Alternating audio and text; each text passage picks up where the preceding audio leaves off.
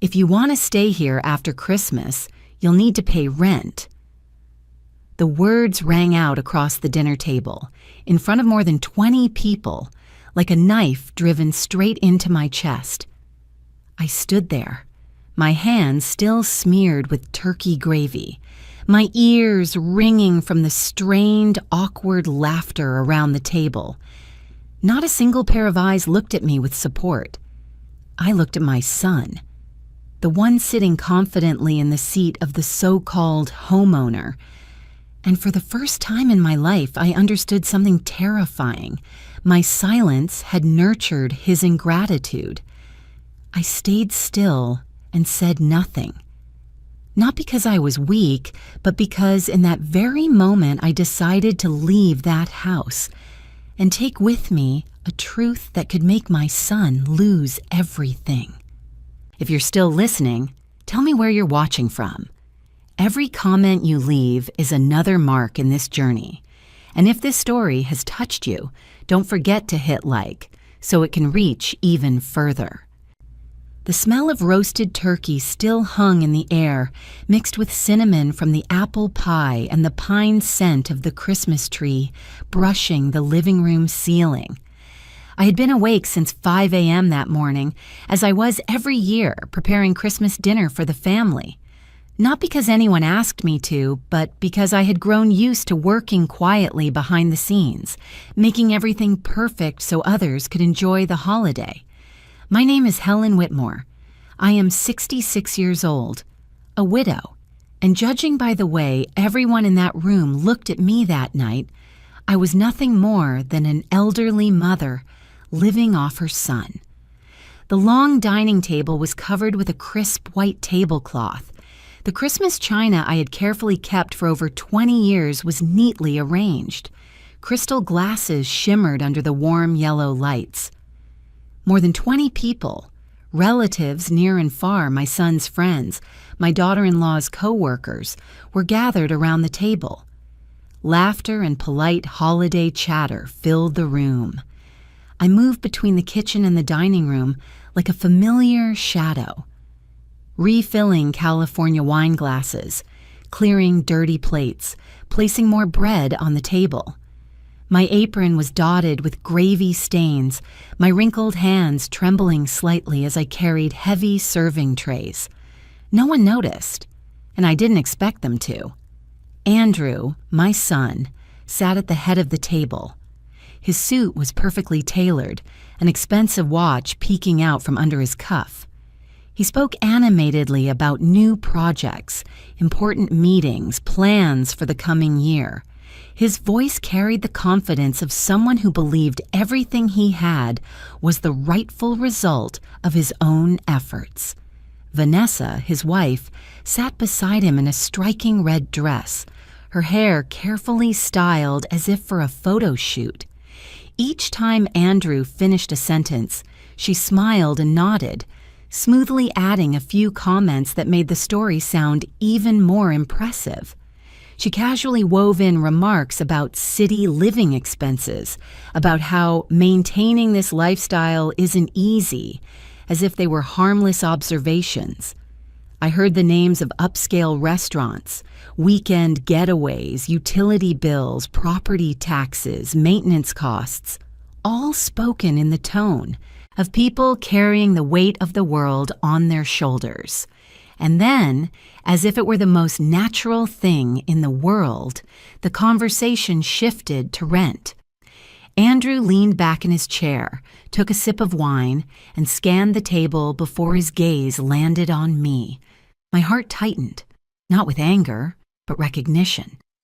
I had seen that look before. It was the look his father, Thomas, wore whenever he made a major decision. The difference was that in Andrew, the look was colder, more self-satisfied. "Speaking of expenses," he said, loud enough for everyone to hear, "we should clear up a few things, for fairness."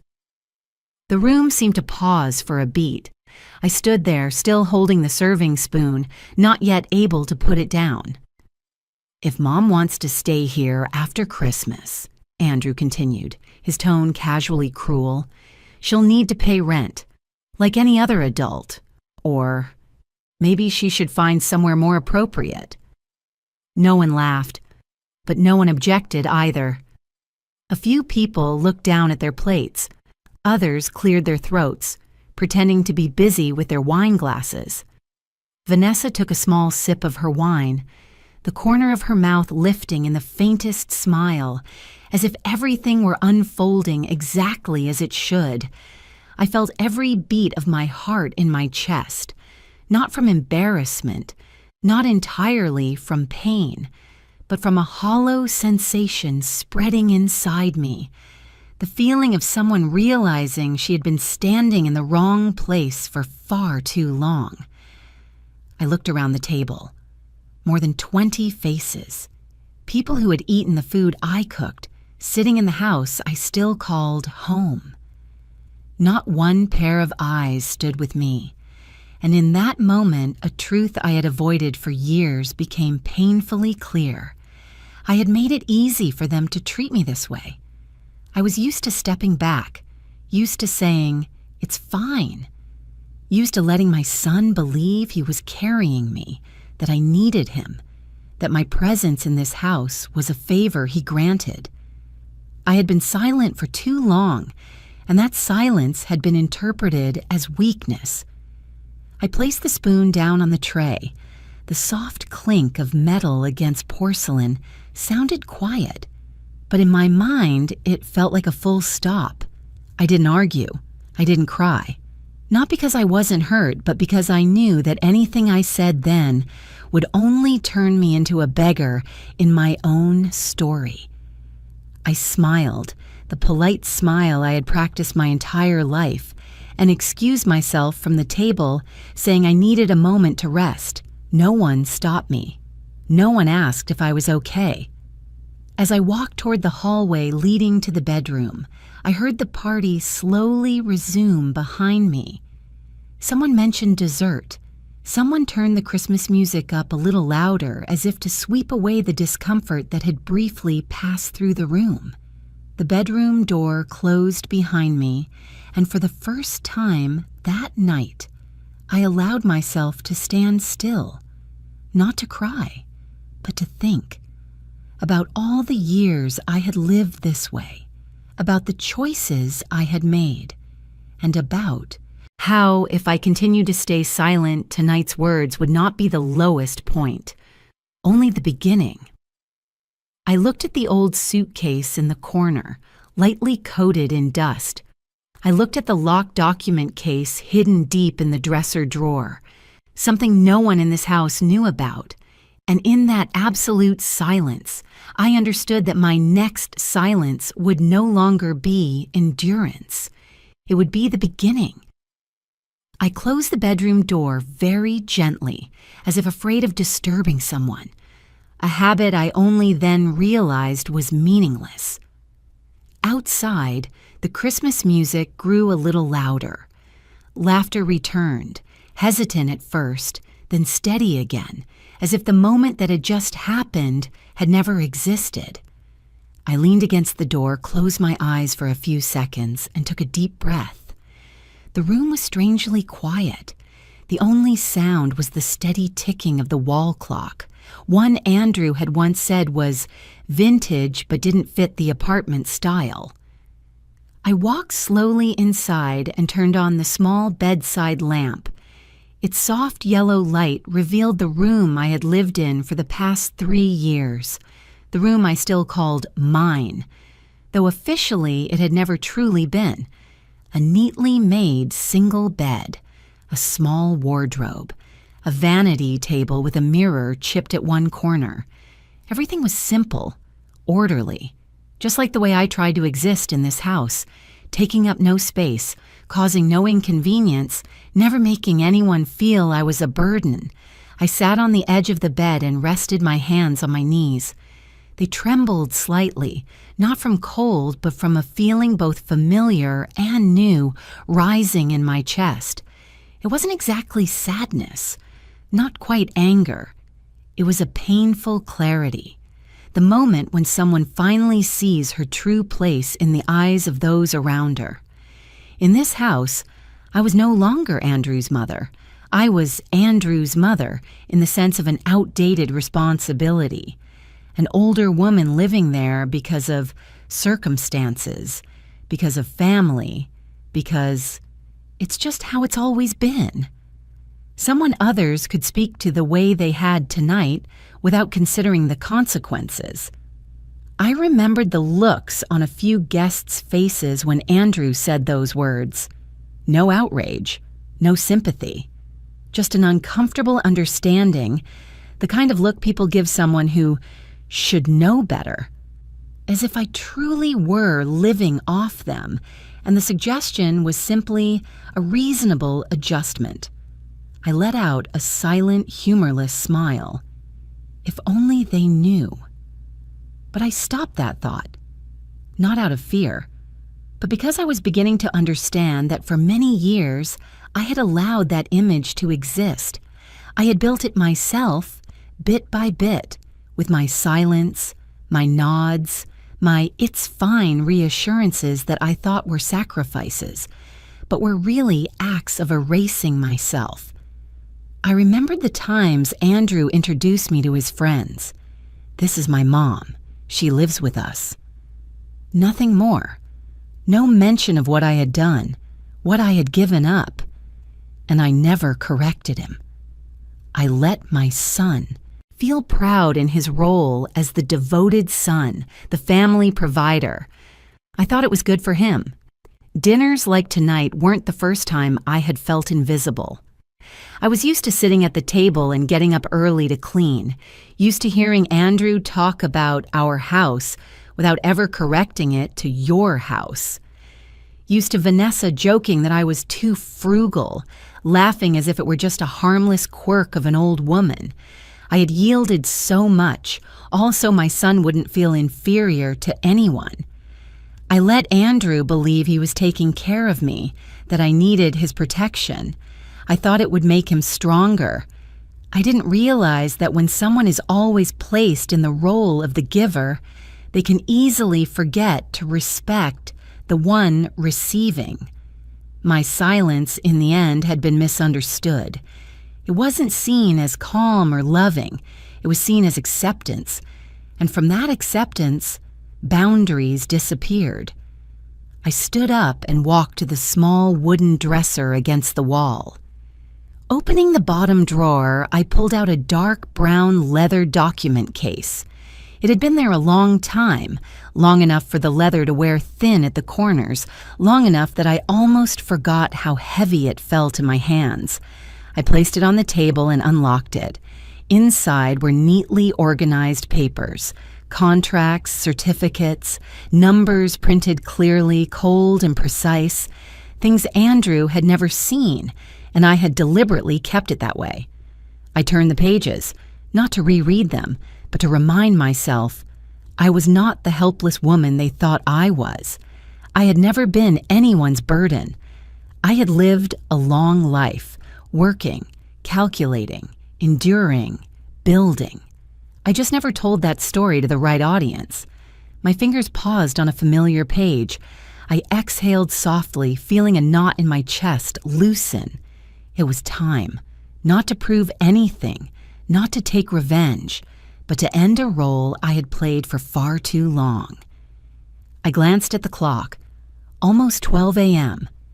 Outside, it was Christmas, a night people talk about family, love, forgiveness. I reached for my phone, opened my contacts, and stopped on a familiar name, Leonard Brooks.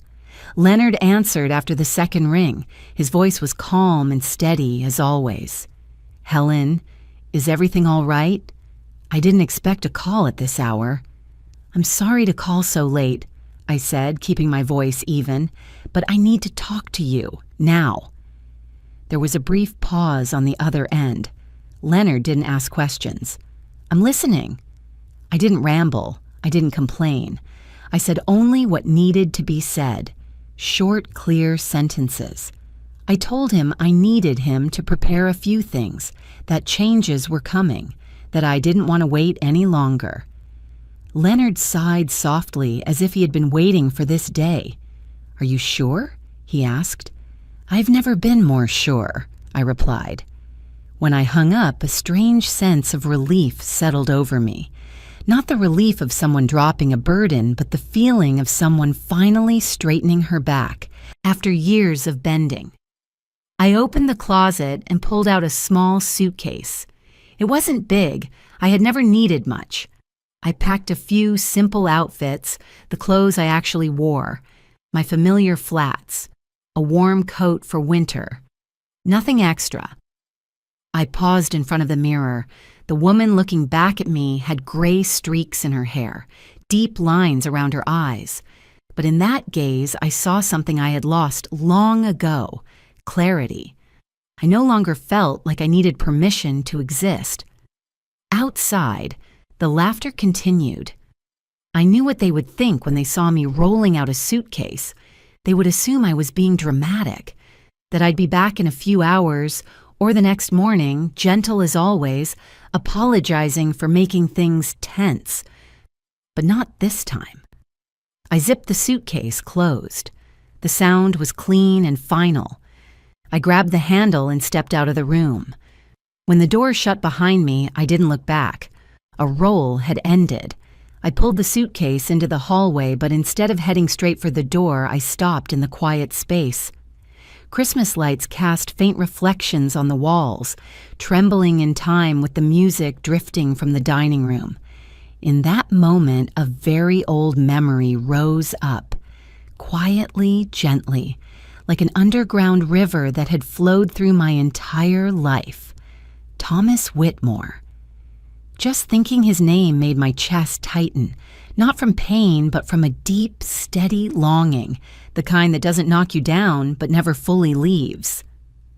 I met Thomas when I was 22, in a small town in northern New Jersey. Back then, I worked part-time as a bookkeeper for a building supply store. The job wasn't glamorous. Logging entries, checking invoices, counting small numbers. Thomas was a construction worker for the same store. Tall, broad-shouldered, his hands always dusted with cement. He spoke little, smiled gently, and looked at things with a focus that made it seem like every wall and every plot of land held potential. Others hadn't noticed yet. We didn't fall in love all at once. Everything happened slowly. Conversations after work, sitting on the warehouse steps, sharing a cheap cup of coffee.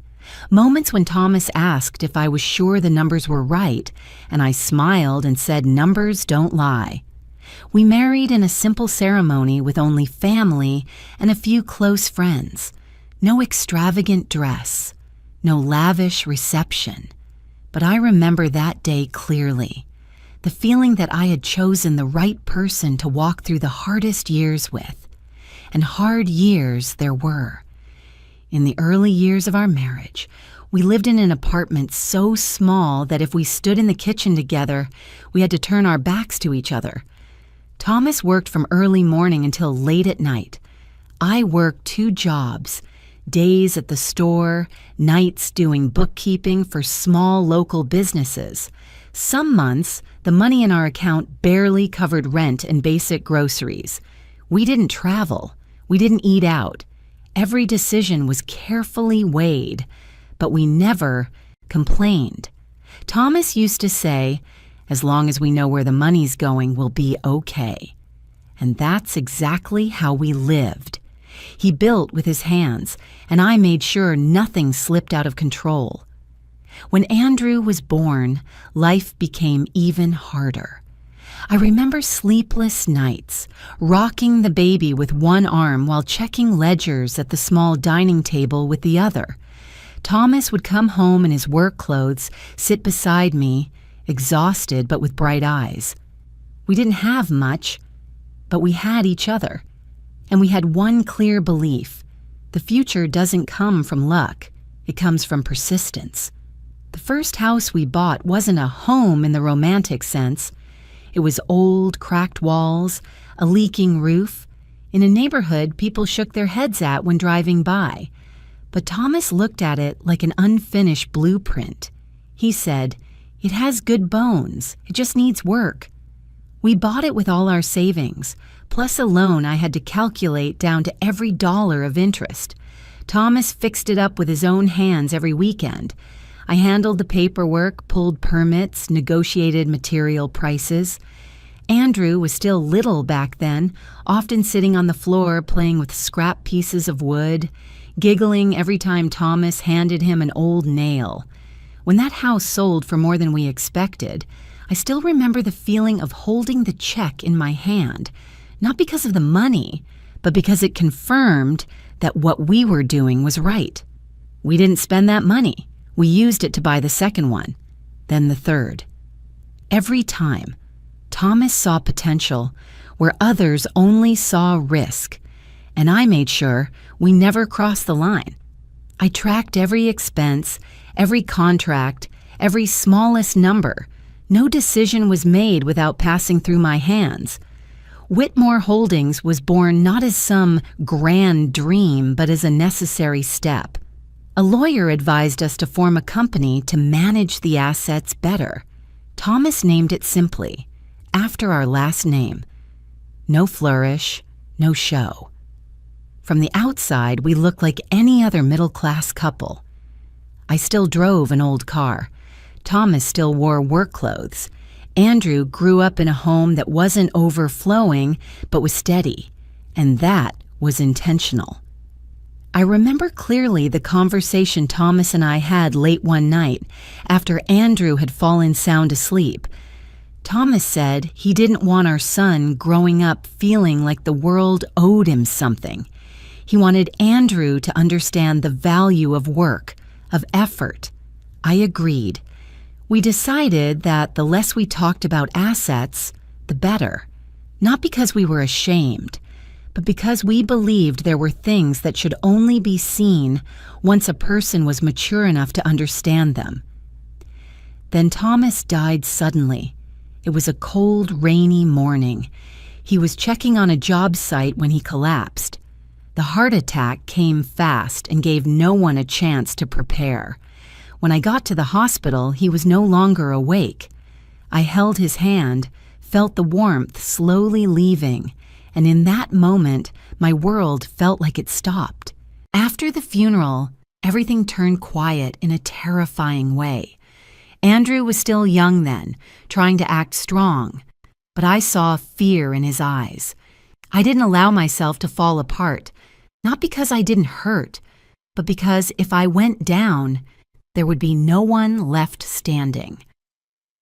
I took over Whitmore Holdings in silence. No press conference, no announcement. Leonard Brooks, the man who had worked with us from the beginning, became my right hand.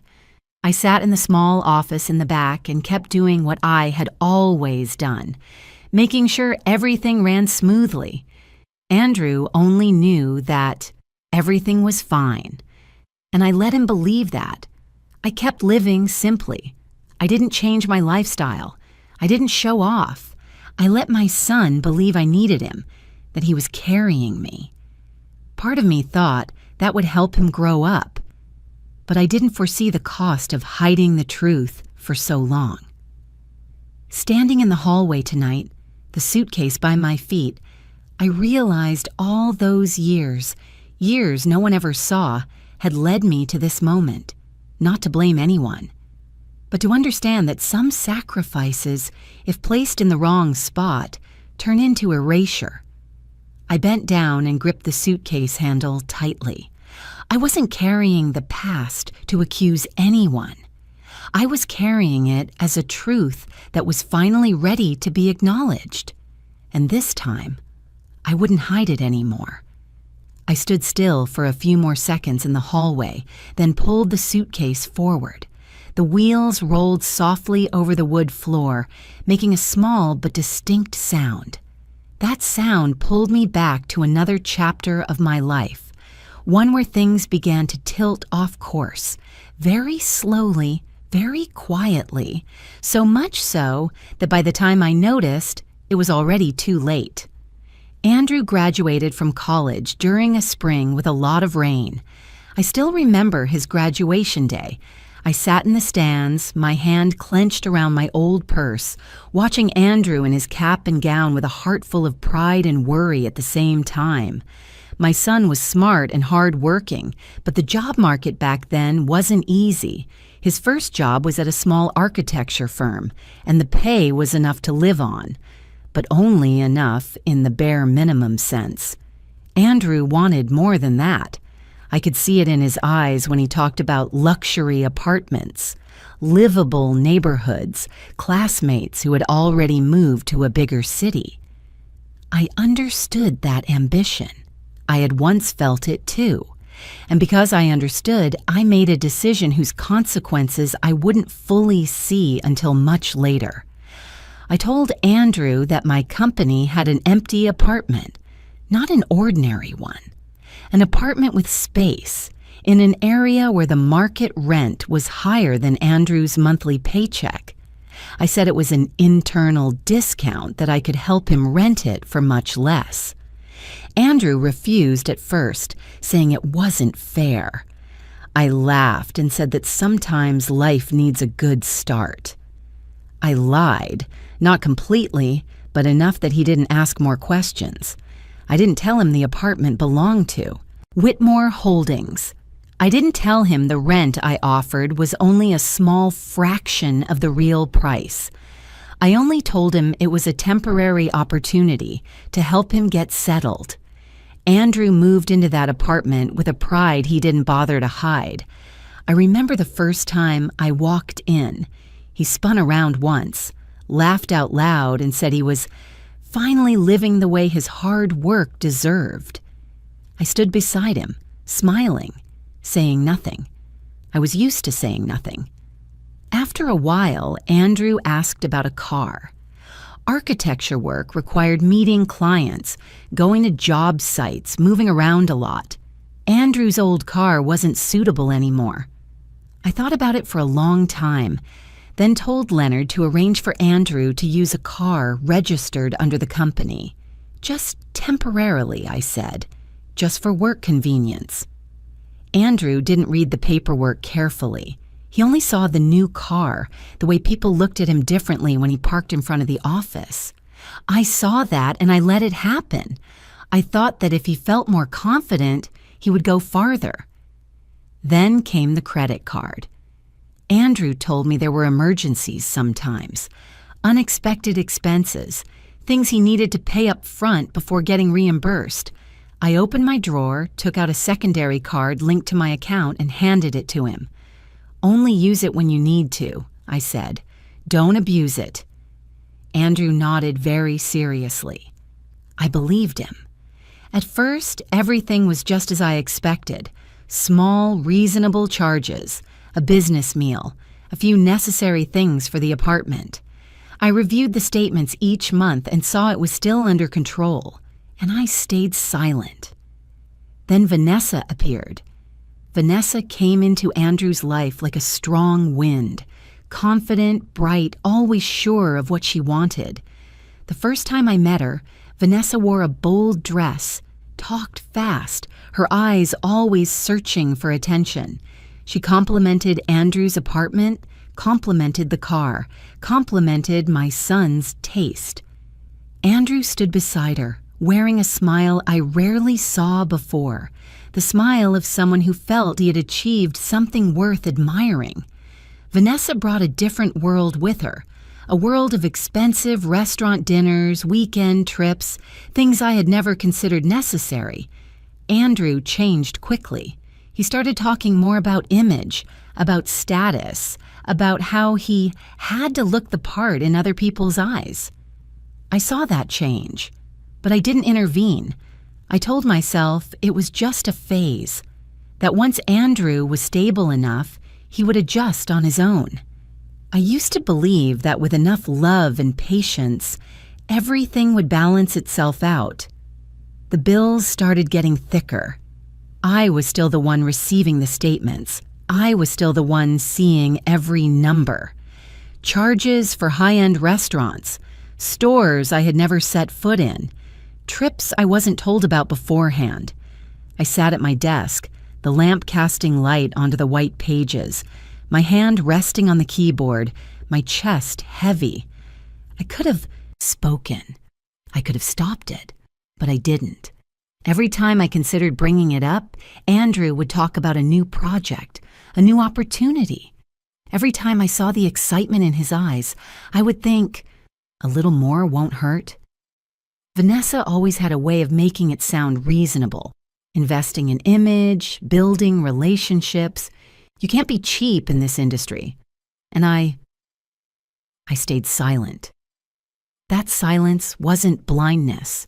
I saw it clearly, but I chose to step aside, as long as I didn't say anything, it would stop on its own. I underestimated the power of privileges handed out with no boundaries attached. Andrew slowly came to believe everything he had was because he deserved it, that the apartment was a reward for effort, that the car was proof of status, that the credit card was just a convenient tool, nothing more. And Vanessa never stopped reinforcing that belief. She talked about the life Andrew deserved, about how you can't live like an ordinary person if you want to succeed. Those words seeped into my son's thinking, little by little, until they became truth in his mind. And I kept playing the role of the simple, frugal mother who asked for nothing. I let Andrew believe he was taking care of me. I let him take pride in that role. I didn't realize that when someone believes they're the one giving, it becomes very easy for them to forget gratitude. Mistakes didn't arrive all at once. They accumulated, like small drops of water falling steadily, unnoticed, until one day the glass overflowed. Tonight, at that Christmas dinner table, the glass overflowed, and I, at last, stopped trying to keep it from spilling. I left the house while the party was still going on behind me. Laughter, clinking glasses, familiar Christmas music carried on as if nothing had happened. The door closed behind me softly, but inside me, it felt like a clear final period on a role I had played for years. The car took me to the small apartment on the west side of the city, where I stayed whenever I needed quiet. On Christmas night, the streets were emptier than usual. Decorative lights reflected off the wet pavement, stretching into long, blurry streaks. I looked out the window and my chest no longer felt hollow the way it had at the dinner table. Instead, there was a cold, lucid awareness. As if, after years, I was finally seeing everything with my own eyes. When I stepped into the apartment, I didn't turn on the lights right away. I set my bag down and stood in the darkness for a few seconds. The familiar scent of old wood, books, a space no one could intrude on made me breathe deeper. Here, I could be myself. Not the mother living off someone, not a shadow behind my son's success. I turned on the table lamp, opened my phone, and called Naomi Feldman. Naomi answered after the second ring. Her voice was low and steady, carrying the clarity of someone used to late, unannounced calls. I didn't need to explain much. I just said I needed to see her right away, tonight. Naomi paused briefly and replied, "I'm at the office, come." Naomi's office was in an older building with soft yellow lighting and a quiet so deep I could hear footsteps in the hallway. When I walked in, Naomi was already seated behind her desk, a file open in front of her. She looked at me, not with suspicion, just waiting. I told her about the Christmas dinner. No embellishment, no complaints, just what happened. Each sentence, each silence. Naomi listened, her hands folded together. When I finished, she nodded slightly. "We'll do this cleanly," Naomi said. "No emotion, just legal." I nodded. That was exactly what I wanted. Naomi pulled the first file closer. The lease. The apartment Andrew was living in. She turned the pages, her finger stopping at a small but clear clause. The lease had a term, conditions for non-renewal, and the right to end it under the law with proper notice. "Everything is legal," Naomi said. Nothing vague. I looked at the familiar lines and remembered the day I signed that lease. Andrew had signed quickly, without reading carefully. Back then, I hadn't said a word, and now I didn't need to explain. Naomi moved to the second file. The car documents, the company name, temporary use, no personal ownership clause. Everything was so clear it couldn't be argued. I can take it back right away, I said. Naomi nodded. Yes, and there's no legal basis to fight it. The third file was the credit card. Statements spread across pages, numbers following numbers. Naomi didn't comment. She simply placed her finger on the total at the bottom of the page. I looked at that number and felt no anger, only exhaustion. Not because of the money, but because for so long I had used my silence to legitimize a life my son hadn't earned. Naomi looked up at me. You know what you're doing, right? I do, I said. And this time, I truly did. For a very brief moment, my heart tightened. The thought of Andrew, the child I once held in my arms, the nights I stayed awake when he had a fever, flickered through me. But then I remembered his eyes at the table, the way he spoke about rent, the way he looked at me as if I were an obvious burden. I took a deep breath. I don't want to do this halfway. Naomi raised her eyebrows slightly, but she wasn't surprised. Then we'll do it decisively? We reviewed everything, step by step, the order of notices, deadlines, the process of repossession. Nothing personal, nothing meant to punish, just restoring boundaries I should have set long ago. As Naomi printed the final documents, I leaned back in my chair and closed my eyes for a few seconds. The inner struggle wasn't loud the way I once imagined. It felt like a slow, steady wave, carrying me toward a decision I could not reverse. That night, I understood something with painful clarity. Love without boundaries isn't love. It's leniency disguised as sacrifice. And that leniency had made Andrew believe everything he had was automatic. When Naomi handed me the papers to sign, my hand didn't shake. My name appeared on the page, clear, firm. Not the signature of an angry mother, but of a woman deciding to take responsibility for her own mistake. When I left the law office, dawn was close. The city was still quiet. I drove slowly back to the apartment. Once inside, I made a cup of hot tea and sat by the window. The first light of the new day began to slip through the blinds. For the first time in a long time, I felt I wasn't being pulled in two directions. I wasn't torn between being a mother and being myself. Everything had fallen into its proper place. I turned off the light and went to bed. That night, even though it was short, I slept peacefully. No dreams, no jolting awake. Just the deep sleep of someone who had accepted the truth and stopped running from it. The next morning, I woke up before it was fully light. The apartment was so quiet I could hear the heater clicking softly, the steady drip of water in the sink. I made coffee and stood by the window, looking down at a street where only a few people were out early walking their dogs. Everything looked normal, too normal compared to what I knew was beginning on the other side of the city. My phone vibrated lightly on the kitchen table. A text from Naomi, very short. The notice has been sent, email and hard copy, everything on schedule. I read it and set my phone down. There was no feeling of victory, no regret, only a deep stillness, as if I had just closed a door that had been left open too long. Somewhere, Andrew was opening his email inbox. I can picture the scene clearly even though I'm not there.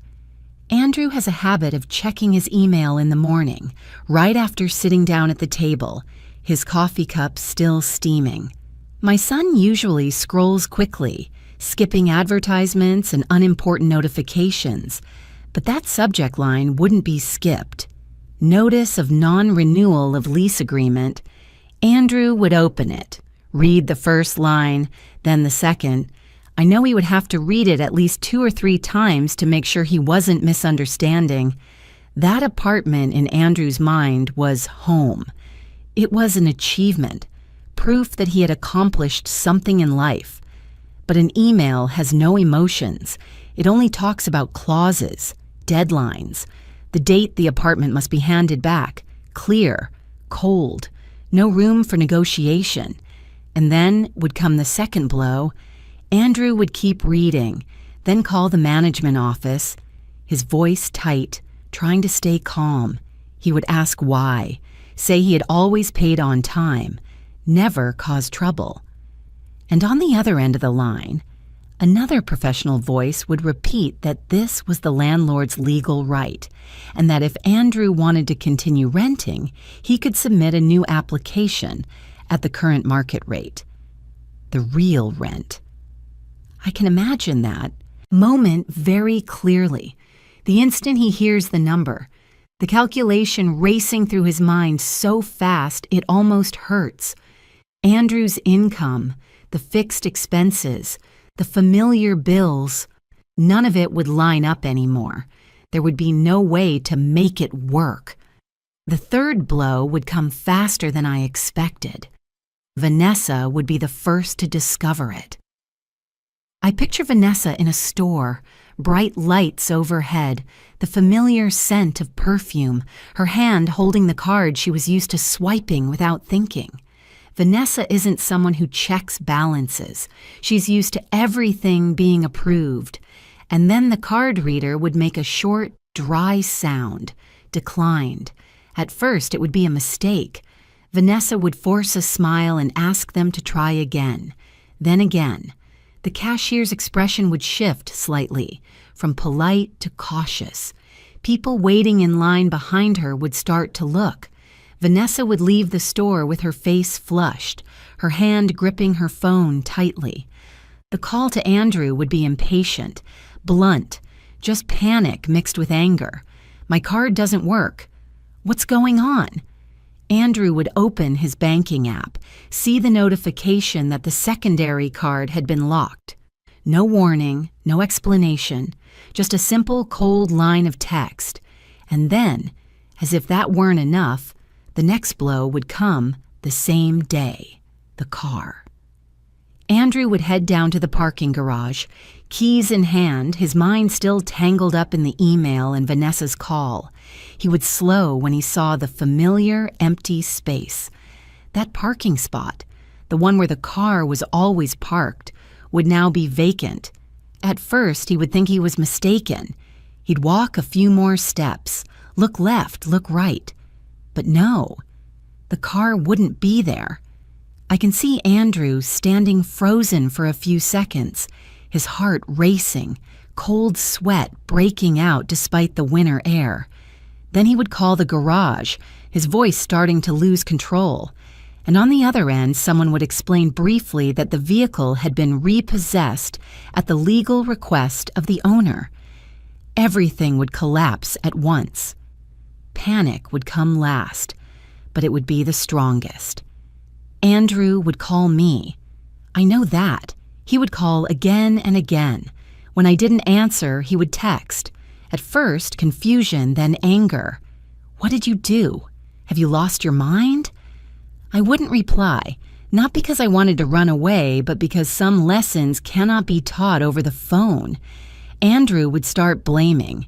He would say I went too far, that I humiliated him, that I destroyed the life he had built. He wouldn't mention his words at the Christmas dinner. He wouldn't bring up paying rent. In his panic, he would only see his own loss. And then, for the first time in his life, Andrew would feel what it means to be empty-handed. No home, no car, no emergency savings, no safety net. I know that feeling. I lived it when I was young. But for Andrew, it would arrive suddenly, like being pushed off a height with no time to prepare. After the first wave of anger would come doubt. Andrew would start asking questions. How could everything be taken back so easily? Why did the contract allow it? Why wasn't the car actually his? Why was the credit card in my name? He would begin to re-examine details he had never paid attention to before. Documents he signed without reading. Vague answers I had given him. The times I avoided his questions when he pressed too hard. And then, Andrew would start digging. My son isn't foolish. Once the shell of confidence is stripped away, what remains is a mind capable of analysis. Andrew would go back through old emails, old contracts. He would search for information about Whitmore Holdings, a name he had heard me mention in passing but never considered important. Every search result would be a small shock. The company, the assets, the connections, familiar names appearing in places Andrew never expected, and the pieces would begin to fall into place. I know that somewhere in that process, Andrew would stop. He would sit for a long time, staring at the screen, his mind blank. Not angry, but filled with another feeling, the realization that for years he may have been living inside a story that wasn't entirely true. One shock would follow another, quietly, without drama, not like in the movies, but deep and impossible to avoid. As for me, I sat in my quiet apartment, my hands wrapped around a cup of coffee gone cold. I wasn't happy, but I wasn't in as much pain as I thought I would be either. I was simply waiting. Not waiting for an apology, not waiting for remorse. I was waiting for the moment my son would begin to see the world through his own eyes, not through the privileges he once believed were natural. The days that followed passed slowly, as if time itself was cautious of what was about to be uncovered. I didn't actively check on what Andrew was doing, but I knew he couldn't stay still. Some falls force a person to stare at the ground for a long time before lifting their head again, and Andrew was right in the middle of that moment. The truth began to surface from a single name, Whitmore Holdings. That name had once been nothing more than a vague phrase to Andrew, something that appeared occasionally in my passing comments or on envelopes he never opened. But now Andrew typed it into the search bar with a different mindset, not idle curiosity, but an anxiety he couldn't shake. I imagine Andrew sitting in front of his computer screen, the blue glow reflecting on a face hollowed out by several sleepless nights. The results weren't loud, no sensational headlines, no shocking news, just corporate records, dry but precise information, year of formation, areas of operation, asset portfolios. And then my name appeared, not as someone's mother, not as a footnote, but right there in the center, clear, undeniable. My name listed as the principal shareholder, legal representative, the person signing documents Andrew had signed beneath, as a tenant, a user, someone who had been favored. I know that moment would be silent, no shouting, no slamming fists, just a sudden void opening up in my son's mind where old beliefs collapsed all at once. The apartment, the car, the credit card. None of them were rewards for effort anymore, but things placed in his hands deliberately and taken back just as easily. Andrew would push his chair back, stand up, pace around the bare room. He would remember every time I said, "It's fine." Every time I refused to buy something new for myself, every meal I cooked in silence. Pieces that once seemed disconnected would suddenly lock together in a way that made it hard to breathe. But Andrew still wouldn't fully understand. Not yet. So he would go to the only person left who could tell the whole story without evasion. Aunt Ruth. Ruth is Thomas's sister, almost 10 years older than me. She lives in the suburbs in a small, aging house with a yard always neatly trimmed. Ruth witnessed nearly my entire adult life, from the early years of hardship to the moment I chose to step back. I can imagine Andrew standing at her door, his hands awkward in his coat pockets, exhaustion and fear in his eyes. Ruth would open the door, see him, and sigh softly.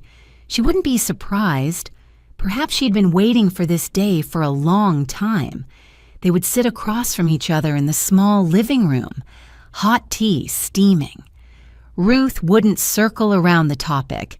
She would look straight at Andrew and say, "You're here to ask about your mother, aren't you?"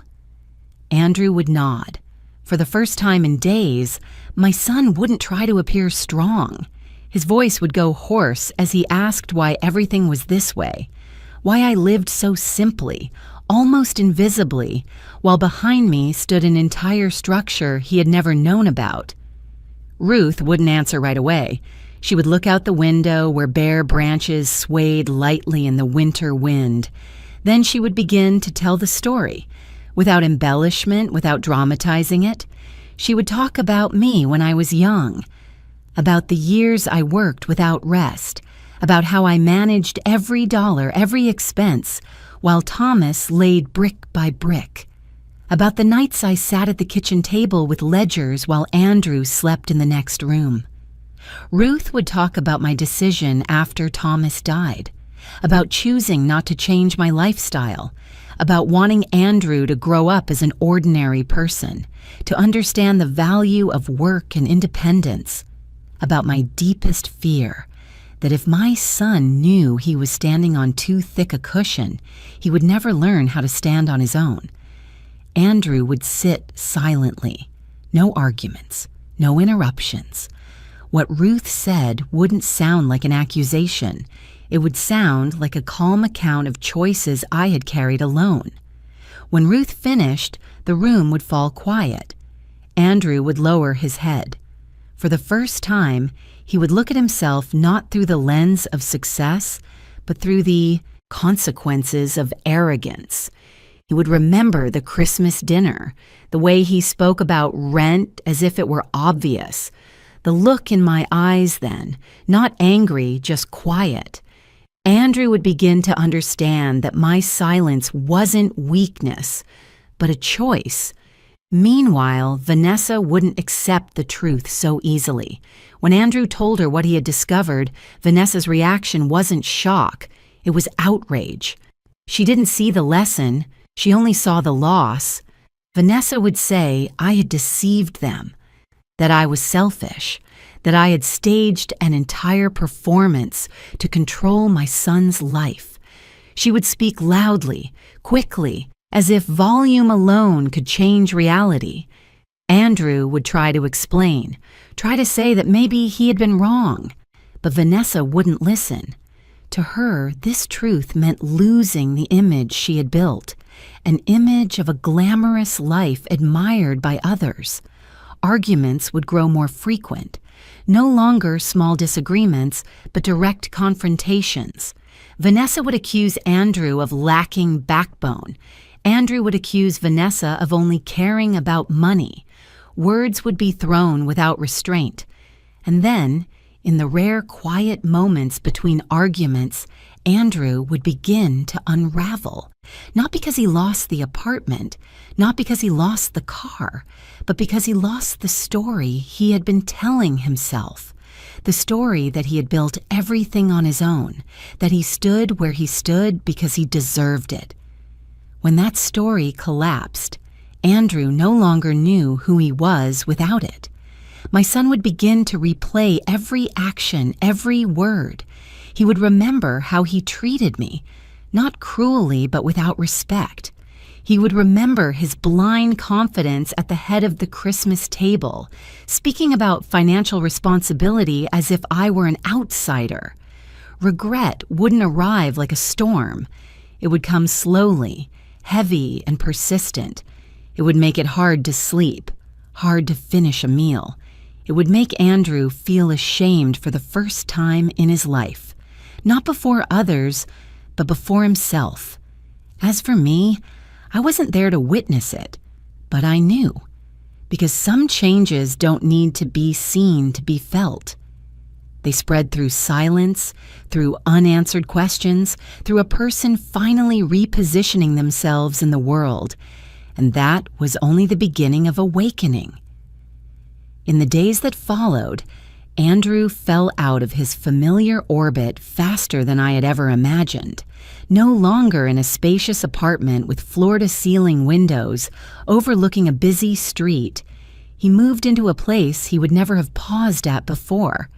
An aging building tucked between modest storefronts, narrow and dark stairwells, the smell of dampness mixed with cheap laundry detergent.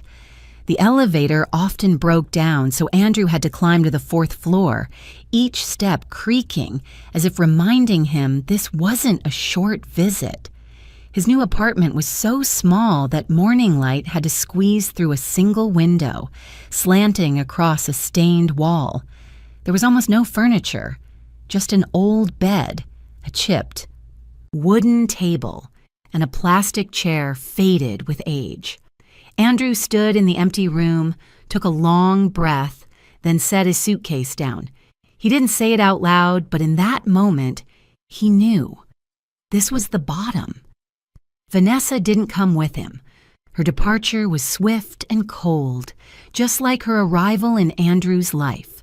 No tears, no hesitation, only firm words about how she couldn't live like this, about a life she hadn't signed up to endure.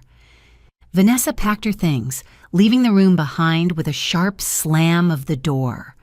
Andrew stood still, his hand gripping the back of the chair, watching her leave without managing to say a single word. For the first time, my son was truly alone. In the days that followed, Andrew began doing something he had never had to do before: count every dollar. He sat at the small table, a blank sheet of paper laid out, a pen placed neatly beside it, and started writing numbers down: rent, utilities, food, transportation. Expenses that once seemed trivial suddenly turned heavy. He discovered that even one meal out could throw off the entire week's plan. Andrew learned how to cook simple meals over and over again: fried eggs, boiled pasta, canned soup. He stood in front of the stove listening to the oil crackle, his hands clumsy but with no other choice. Every time he poured food onto a plate, Andrew thought about dinners from before: brightly lit restaurants, crisp white tablecloths, wine glasses shimmering. The comparison brought no comfort, only a tightness in his throat. Money wasn't enough. Andrew started looking for extra work, not glamorous jobs or ones he once thought were worthy of him, but late shifts, manual labor, work he had once walked past without noticing. He worked at a small store, stocking shelves, wiping them down. On nights, he came home late, his back aching and legs heavy with exhaustion. Andrew lay on his bed staring at the low ceiling and thinking about earlier days, when he walked out of an office in a tailored suit, believing he had reached some position in life. Shame came slowly, but it lingered. Andrew avoided meeting old friends. He didn't want to explain, didn't want to answer polite questions about how things were going. He feared the searching looks, the long silences after he mentioned his new place. Some evenings, he sat alone in the small room, the sound of traffic outside drifting in endlessly, and realized that loneliness wasn't as loud as people imagined. It simply sat there, covering everything. He compared his current life to his old one, not to mourn it, but to understand it. Every object he once used, every convenience he took for granted, now carried a clear price. Andrew began to understand that work wasn't just a title printed on a business card, but every hour on his feet, every minute spent laboring, every dollar exchanged for effort. Some nights he wondered who he had become over the years, not the person he thought he was, and not the person he wanted to be. He remembered talking about success in front of others, remembered the certainty in his voice when speaking about financial responsibility, remembered the Christmas dinner, where he had placed me below numbers. Questions began to surface, impossible to push aside. Andrew questioned his own worth, what he had truly accomplished, which parts of his life came from effort and which came from support he had never acknowledged. One night after midnight, Andrew sat at the small table, his phone placed in front of him. The screen lit up with my name and his contacts. He hesitated for a long time. Words appeared, then were deleted. He didn't know how to begin. Apologize for what first? For his words at the dinner? For years of arrogance? Or for failing to see me as an independent person? In the end, Andrew typed a short message. No embellishment, no excuses, just a rough, awkward but sincere apology. He said he had been wrong, that he was learning how to live again from the beginning, that if possible, he hoped to talk to me, not to ask for help, but to ask to listen. The message was sent. Andrew set the phone down, his heart beating faster than usual. He waited. A few minutes passed, then 10. No reply. Andrew watched the screen fade to dark. That silence wasn't like before. It wasn't defiant and it wasn't punishment. It felt like an empty space that needed time to be filled. My son sat there, his back against the chair, accepting for the first time that some things couldn't be repaired immediately. As for me, I read the message very late. I didn't respond. Not because I didn't hear it, but because I understood that sometimes silence is the only lesson left to teach. I set the phone down, looked out the window at the distant city lights, and knew my son was walking a necessary road, one no mother could walk for him, and I let him walk it. Time passed slowly, but it didn't stop. After the first weeks of struggling with his new life, Andrew gradually realized that simply enduring wasn't enough. He needed a different anchor, not money, not status, but a reason to wake up each morning without feeling ashamed of himself. The first job Andrew took after the collapse was unlike anything he had done before. It was a temporary position at a small construction company that specialized in renovating older homes in working-class neighborhoods. The pay was low, so low that when Andrew read the number in the confirmation email, he let out a dry laugh. But he accepted it. There were no glass offices, no personal desks, no business cards with titles. Andrew wore old jeans, safety boots, a hard hat, and stood on job sites filled with dust and the claying of metal. On his first morning, he arrived earlier than scheduled, standing awkwardly among workers who had known each other for years. No one cared where he used to live or what kind of car he drove. Here, people only cared whether he could do the work. Andrew started with the simplest tasks: carrying materials, cleaning up, measuring. Some days his hands blistered from tools. His back hurt so badly that at night he only wanted to lie still. But strangely, that exhaustion carried none of the emptiness he felt before. Each evening, washing his hands in cold water, looking at small cuts on his skin, Andrew knew he had done something real, even if it was small. Gradually, he began to understand his father's profession in a way he never had before. Andrew remembered Thomas Whitmore coming home with dusty clothes, sun-darkened hands, the smell of wood and cement clinging to his jacket. Back then, Andrew was young and only thought his father worked hard. Now, standing on job sites himself, Andrew understood what that hardship meant, how small decisions could affect others' safety, how a single mismeasured millimeter could lead to serious consequences. Some afternoons, Andrew sat eating lunch with the other workers on concrete steps. Simple meals, bread, hot soup, inexpensive fruit. The men and women around him talked about their lives openly without pretense or display. Some supported entire families in cramped apartments. Some worked 2 or 3 jobs just to cover rent. Andrew listened, first awkwardly, then thoughtfully. For the first time, he saw people who had far less than he did, less money, fewer choices, but no less dignity. They worked hard, laughed when they could, complained when necessary, but didn't see themselves as victims. Andrew realized he had been living inside a bubble, where worries were about image and status, not about tomorrow's meal.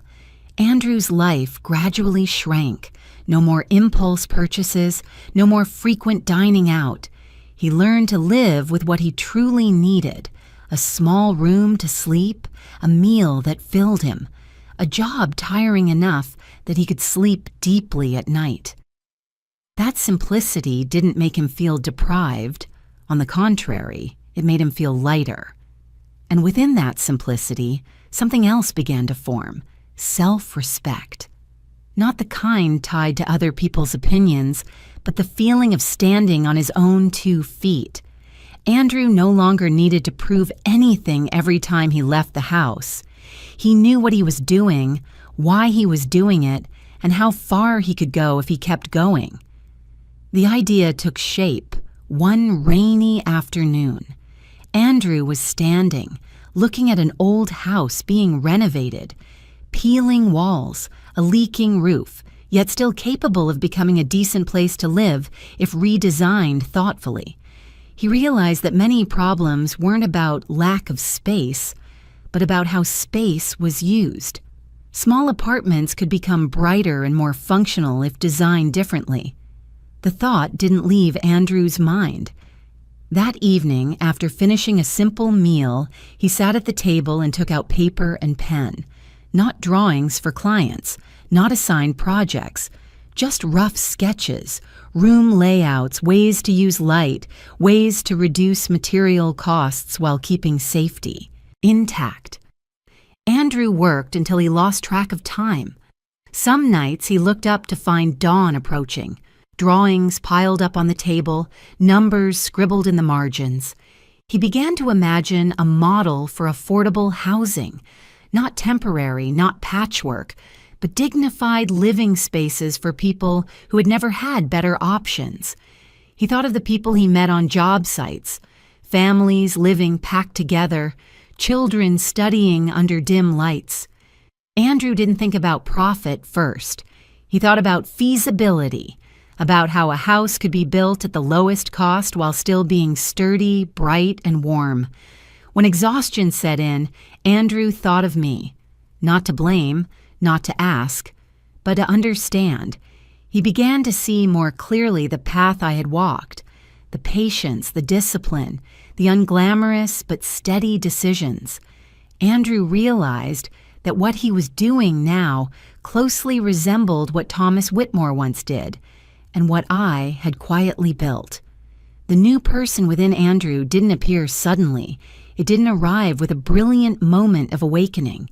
It grew slowly, day by day, in sweat, repetition, and small but consistent choices. Andrew was no longer a man who believed he deserved everything good simply because he wanted it.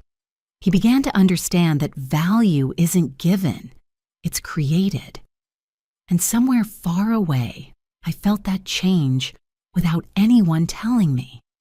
There are bonds between mother and son that don't need words to be recognized.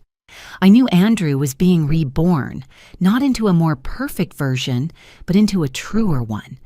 And for the first time in a very long while, I believed my son was on the right path. Life has its own way of bringing people back to familiar places, but with an entirely different mindset. Andrew received an email inviting him to present his project late one evening, just after finishing a long shift at the job site. The subject line was brief, unadorned, but enough to make him sit still for several seconds in front of the screen. An investment group was looking for low-cost, sustainable housing ideas, and someone had passed along Andrew's sketches. He read the email again and again, not because he didn't understand it, but because he was afraid he did. The invitation promised nothing.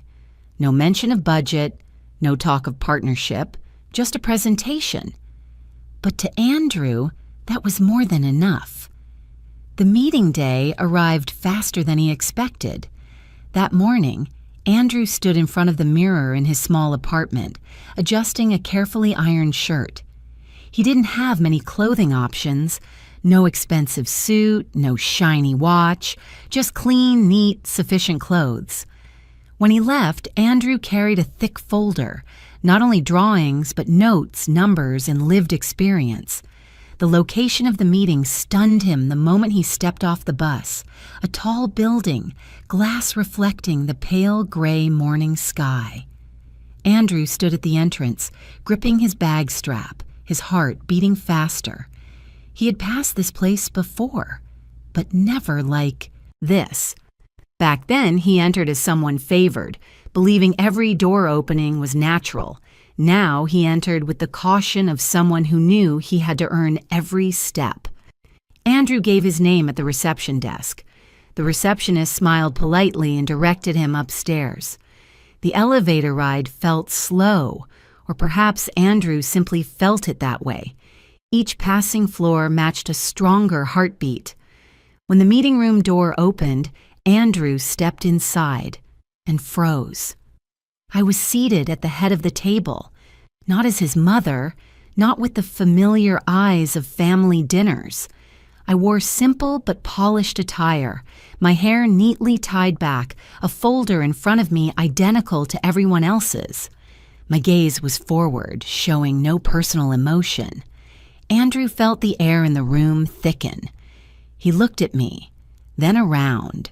Serious, unfamiliar faces waiting. No one looked surprised. No one introduced me as someone's mother. In this room, I was a member of the panel. Andrew swallowed. In that moment, he understood clearly. This wasn't a meeting arranged out of family ties. If he stood here, there was only one reason. His project had been considered serious enough to hear. I didn't nod. I didn't smile. I simply opened the folder in front of me like everyone else. Andrew was invited to begin. His voice was slightly hoarse at first, then quickly steadied. He didn't talk about lofty terminology. He didn't boast about academic achievements. Andrew spoke about old houses he had repaired, about families he had met, about how living in a small room had changed the way he saw space. He talked about how every square foot had to be calculated to be both economical and humane. The drawings were projected, not perfect, but real. Numbers were explained through lived experience, material costs, construction time, scalability. Andrew didn't avoid difficulties. He spoke plainly about limits, risks, and what could go wrong without careful oversight. The panel began asking questions. Some asked about financial feasibility, some about legal issues. Some doubted whether such a model could scale. Andrew answered each one without defensiveness or argument. When he wasn't sure, he said he needed more data. When challenged, he described what he had seen firsthand. I sat there, listening. Not as a mother waiting for her son to get it right, but as someone who had reviewed hundreds of projects and heard hundreds of presentations. And I could clearly see the difference. Andrew wasn't trying to impress. He was simply telling his truth. The exchange lasted longer than expected. When the final question ended, the room fell into a brief silence. Andrew stood still, both hands resting lightly on the edge of the table, waiting. No hope, no disappointment, just acceptance. Finally, the chair spoke. The decision was made, neither rushed nor delayed. The panel agreed to move forward one step further, not a full approval of the project, but a pilot phase, a small site, a limited budget, a clear timeline, and with it came conditions. Andrew would be directly responsible. No privileges, no personal interference. All reports had to be transparent. Every decision had to be explained. If it failed, the project would stop. I looked at Andrew for the first time since he'd entered the room. My expression didn't soften, but it wasn't cold either. It was simply direct. Andrew nodded. He didn't say thank you. He wasn't emotional. In his eyes was a very clear understanding. This was not a favor. This was an opportunity, and opportunities must be paid for with responsibility. When the meeting ended, everyone stood up and gathered their papers. Andrew remained there for a few seconds, as if he needed extra time to believe that what had just happened was real. Then he turned and walked out of the conference room without looking back. I watched his back disappear, not calling out, not stopping him. Not because I was indifferent, but because I knew this moment didn't need words. That fateful meeting didn't heal everything immediately. It didn't erase old wounds. But it placed Andrew in the right position, not under my shadow and not on a false pedestal, but where he stood on his own 2 feet. The project began quietly, nothing like Andrew had once imagined.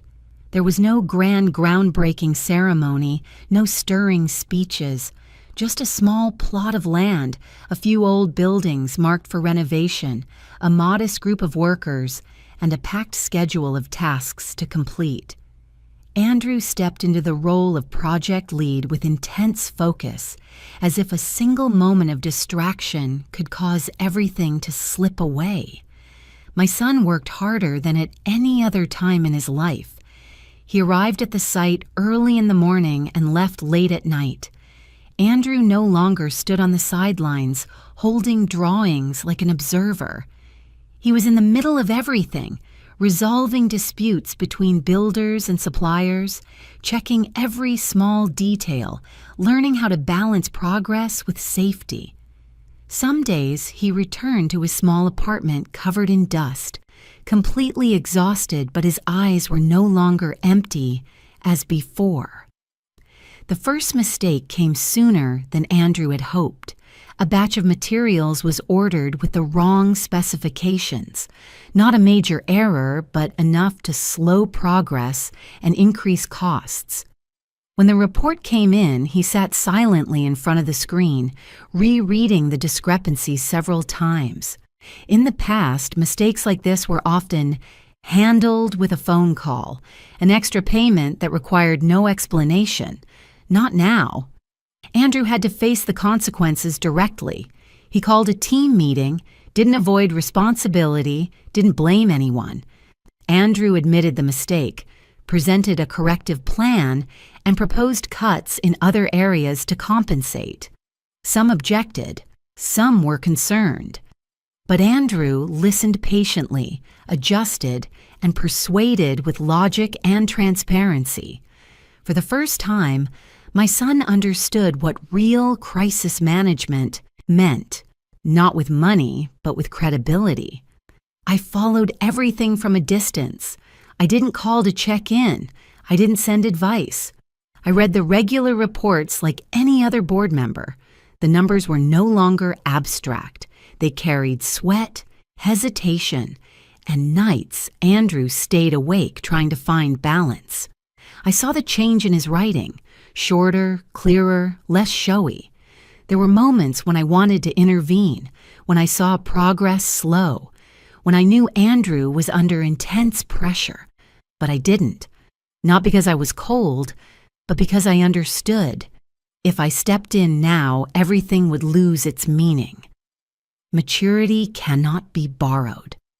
The project gradually moved toward completion in quiet persistence. The finished homes weren't flashy, but they were bright and solid. Natural light was used to the fullest. The spaces were small but thoughtfully arranged. Every detail was considered. Nothing excessive, nothing missing. When the first doors opened, Andrew stepped back, watching families enter cautiously, then slowly relax. A young mother held her child, eyes filling with tears, as she looked at the small but clean kitchen. A middle-aged man stood for a long time at the doorway, his hand resting on the new wooden frame, as if making sure it was real. Andrew said nothing. He simply stood there and felt it. That was the moment my son truly understood the meaning of his work. Not the approval of drawings, not the passing of a budget, but the creation of a place, a stable footing for people who had never had one. Andrew realized that in previous years he had chased the image of success, not its value. After the final handover, Andrew didn't celebrate. He came home earlier than usual, sat in his small room and opened the window to let the breeze in.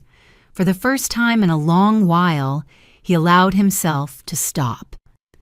A few days later, Andrew called me. Not to report, not to seek praise, just to invite me to dinner. Simple. No restaurant, no special occasion, just a meal at his small apartment. I agreed. That evening, I stepped into a space Andrew had once been ashamed to think about. The room was still small, the furnishings still minimal, but there was a pleasant sense of order. Andrew cooked. Nothing elaborate. A simple stew, bread, boiled vegetables. The smell of food gently filled the room, bringing back memories of long-ago dinners when he was still a child. We sat across from each other. Neither of us rushed to speak. Andrew looked at me for a long time before he spoke. His voice wasn't shaking, but it was slow. He didn't ask for help. He didn't offer long explanations. Andrew apologized, not for one specific event, but for an entire period of time. He apologized for taking my sacrifices for granted, for saying things he shouldn't have said, for failing to see me as an independent person. I listened without interrupting. When Andrew finished, the room fell silent again. But this time, the silence wasn't heavy. It felt like a necessary pause after a long journey. I didn't respond with a lecture. I simply said I had been waiting for this day, not to receive an apology, but to see my son stand firmly on his own. I said that maturity always has a price, and Andrew had paid it with his own effort, without borrowing from anyone. Andrew lowered his head, not in shame, but in relief. Dinner ended simply. No grand promises, no distant plans, just two people sitting together, sharing a meal, like those who had passed through pain and learned to see each other with different eyes. And in that moment, I knew my son had truly grown up, not because of success, but because he understood its cost. Many years have passed since that Christmas season, the one when a seemingly careless sentence forced all of us to stop and look directly at ourselves. Time doesn't erase memories, but it softens their sharpest edges, so that when we look back, we can see the entire road we've traveled, not just one painful turn. The affordable housing project Andrew once presented at that fateful meeting didn't stop at the initial pilot site. It grew slowly, step by steady step, much like my son's growth. Not every proposal was approved, not every phase went smoothly, but Andrew was no longer afraid of failure as he once had been. He understood that failure isn't the collapse of an image, but part of building something lasting. I saw Andrew in new roles, not through boasting, but through concise reports, meetings where he listened more than he spoke. My son learned to ask questions before drawing conclusions, to take responsibility when mistakes occurred, and most importantly, to see people before numbers. As the project expanded into other areas, Andrew proactively proposed more transparent partnership models. prioritizing quality of life over speed. There were simple home handover ceremonies where he stood quietly to the side, letting the families receiving keys stand at the center. I once believed success needed to be seen. Now I understand that lasting success often chooses silence. I changed too. Not because I became weaker, but because I no longer needed to stand on the front line. I stepped back from daily operational decisions, allowing younger people, including Andrew, to carry the weight. I chose slower mornings, reading by the window, tending to the small garden behind my house. I still followed things, still read reports, but I didn't intervene unless asked. That wasn't letting go. It was trust. That Christmas arrived with a very different feeling. No extravagant table, no conversations about money, just a warm meal, a few relatives, soft lights, and familiar music. Andrew stood up during dinner, not to announce something grand, but to say something that had needed to be said for a long time. He spoke about his mistakes. No excuses, no detours. He said he had once confused entitlement with value, support with inevitability. Andrew said it in front of everyone, not to receive praise, but to close an old chapter with dignity. When someone mentioned making it up to me, Andrew turned and looked at me, waiting. I shook my head. I said I didn't need money. I never had. What I wanted most had arrived long ago, to see my son stand upright, leaning on no one, neither puffed up with arrogance nor bowed down by shame. Character, I said, matters more than any asset that can be passed on. Andrew stayed silent, but I knew he understood. Later, sitting alone after the gathering, watching Christmas lights reflect on the glass, I thought about the road behind us, about choices that seemed harsh, about silences that were misunderstood, about boundaries. Something I learned too late, but thankfully not too late. Love without boundaries is not love. It is avoidance disguised as sacrifice. I once believed that giving without asking would protect my child, but in the end, what truly protected him was having the courage to say enough at the right time. If there is any legacy I leave behind, it isn't houses or companies. It's the lesson that everyone must walk on their own 2 feet, and that true love always comes with respect, for others and for oneself. I don't regret it. Not because everything ended well, but because I dared to face the truth while it could still be corrected. And I know that somewhere out there are people standing before choices very much like the ones I once faced, staying silent to keep the peace or speaking up to protect something more important. If this story touched you, I would truly love to know where you're listening from. A small city, a quiet town, or a familiar room somewhere. Please leave a few lines below to share. Have you ever had to set boundaries with someone you love? If you see yourself in this story, don't hesitate to tap like, subscribe, and stay with me for the stories ahead. Thank you for your time, your listening, and for sharing your heart with this journey. Your presence means more than you think. You should go home. My son said it right there on the wedding dance floor while I was still holding a glass of champagne I hadn't even set down yet. Not whispered, not softened, not apologized for. Just 4 words, enough to push me out of the room where I had paid for every flower, every song, every forced smile that day. I looked at my daughter-in-law. She didn't say a word, just smiled, a very slight smile. And in that moment, I understood. This wasn't just a wedding. This was an erasure. If you're still listening, tell me where you're watching from. Every comment you leave is another mark in this journey.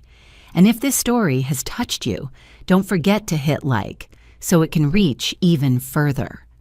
I stood frozen for a few seconds, as if someone had pulled all the air out of my lungs.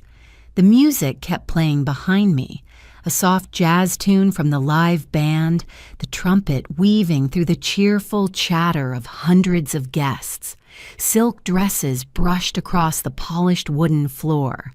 Glasses clinked together, bright and celebratory. No one noticed me. No one knew that, in that exact moment, I had just been pushed out of my own son's life. My name is Judith Monroe, 63 years old, a widowed mother who has spent more than half her life in Colorado in an old log house sitting on land my family has protected for 3 generations. I used to think I was a strong woman. I believed there was nothing left that could break me. After my husband died 12 years ago, after endless overnight hospital shifts, after crying while paying my son's college tuition bills. But I was wrong. Ethan's wedding, my only son, was held at a luxury resort in Napa Valley, more than 8 hours' drive from my home. Claire said she had always dreamed of a vineyard wedding, where the afternoon sun fell across long tables dressed in white linen, where everything looked like it came straight out of a lifestyle magazine. I nodded the moment Ethan asked if I could help cover some of the cost. In truth, it wasn't some. I paid most of it. I didn't tell anyone that to come up with that money, I drained nearly all of my retirement savings. I didn't say that I picked up extra night shifts at the hospital even when my back hurt so badly I had to lean against the wall just to stand upright. I didn't say that I kept telling myself, this is the last time, the last gift for my son. A mother shouldn't keep score, right? At least that's what I believed. I arrived 2 hours early on the wedding day. The California weather was gently sunny, warm, the scent of ripe grapes drifting in the air. I wore a navy blue, knee-length dress, classic, understated, the exact style Claire had sent me months earlier with a short message, "Formal attire only." The dress cost nearly $400. I stood in front of the mirror for a long time that morning, wondering if I was trying too hard. Then I smiled at myself. The groom's mother should look the part, I thought. The ceremony was flawless. Claire walked down the aisle between rows of white chairs, her fitted lace gown, her blonde hair pinned neatly like a princess. Ethan stood at the end, shoulders straight, eyes bright. When the officiant pronounced them husband and wife, I cried. I cried out of happiness, out of longing for my husband, who wasn't there to see this day, and out of a naive belief that all my sacrifices had finally meant something. After the ceremony, the reception began. I stood near the dessert table holding my champagne glass, watching Ethan laugh with his friends. I was waiting for a quiet moment to give him the envelope I had brought. Inside was a check I had signed the week before, my hand shaking so badly I had to sign it twice to keep the letters straight. I imagined hugging him, whispering how proud I was. That moment never came. Ethan walked toward me, his face tight. Not the stress of a busy groom, but the firmness of someone who had already made a decision and didn't intend to change it. When he said those words, "You should go home," I thought I must have misheard him. I gave a small, awkward smile, about to ask him to repeat himself, but his eyes left no room for doubt. "Claire is uncomfortable," he added, his voice lower but cold. "You're stressing her out." Around us, everything continued as normal. A middle-aged man tried to dance near the stage, making a few people laugh. A server bent down to straighten a tablecloth. No one looked our way, and maybe that was what hurt the most. I was being kicked out of my son's wedding, and the world didn't even pause for a breath. I wanted to say so many things. I wanted to ask why. I wanted to remind him that I hadn't said a single word to Claire all evening, that I had tried to turn myself into a shadow just to avoid bothering anyone. I wanted to scream that I was his mother, that I had paid for every detail in that room, but nothing came out. I looked at Claire. She was seated at the head table, one hand resting lightly on her wine glass, her lips curved into a small, very small smile. No one else would have noticed anything in it, but I did. I had lived long enough to recognize victory when it hid behind perfect politeness. I nodded. Just a very slight nod. I set my champagne glass down on the dessert table. The base touched the glass surface with a soft, sharp click. I turned, picked up my purse, and walked away. I didn't look back. I didn't search for my son's eyes one last time. I was afraid that if I did, I would collapse right there. The path to the parking lot was long and bright with sun. My heels struck the stone in steady rhythm. Each step felt like a countdown. When the large doors closed behind me, the music and laughter were cut off abruptly. All that remained was silence and the distant sound of cicadas. I stood there for a moment, breathing deeply, forcing my shoulders not to shake. I had left many places in my life. Left the emergency room after overnight shifts, left the cemetery after my husband's funeral, left old rental houses when Ethan was young. But never had I felt erased like this. When I got into the car, my hands tightened around the steering wheel without thinking. I didn't turn on the radio, I didn't call anyone. I just sat there looking back at the glowing resort in the late afternoon light. Inside, my son was raising a glass to his future, and I, the woman who had built the foundation for that future, was left on the outside, like an unnecessary detail. I started the car and drove away. The road out of the valley wound through endless rows of vineyards. The setting sun painted everything in soft shades of gold and orange. It should have been peaceful. But inside me, something was slowly freezing, not a burst of anger, but a cold, terrifying clarity. I began connecting the dots. Claire's subtle remarks in the months before, the way she always stepped in whenever Ethan and I tried to talk privately, the annoyed looks when I asked about his plans for the future, and then today, you should go home. It wasn't an impulsive decision. Not wedding stress, not a small misunderstanding. It was the result of a process I had refused to see because I trusted motherhood too much. I drove for hours until the sky turned fully dark. With every mile, a thought took shape in my mind, slow but steady like tires rolling along the highway. If I could be erased from my son's wedding today, what would I be erased from tomorrow? The question echoed again and again like a warning, and I had no idea that only a few hours later that question would become real, in a way I could never have imagined. I drove that long stretch in a strange state, not crying, not shaking, not panicking, just a deep emptiness, as if someone had finally lifted a heavy stone I had carried on my chest for years, leaving my ribs exposed, aching, but also lighter in a strange way. The highway grew emptier. Long lines of yellow light stretched endlessly, like a chain of memories I had tried to neatly fold away throughout my years as a mother. And then, almost by instinct, I began thinking of Ethan from long ago, not the man who had just asked me to leave his wedding, but the small boy who used to grip my hand tightly when our world fell apart. My husband died when Ethan was 11.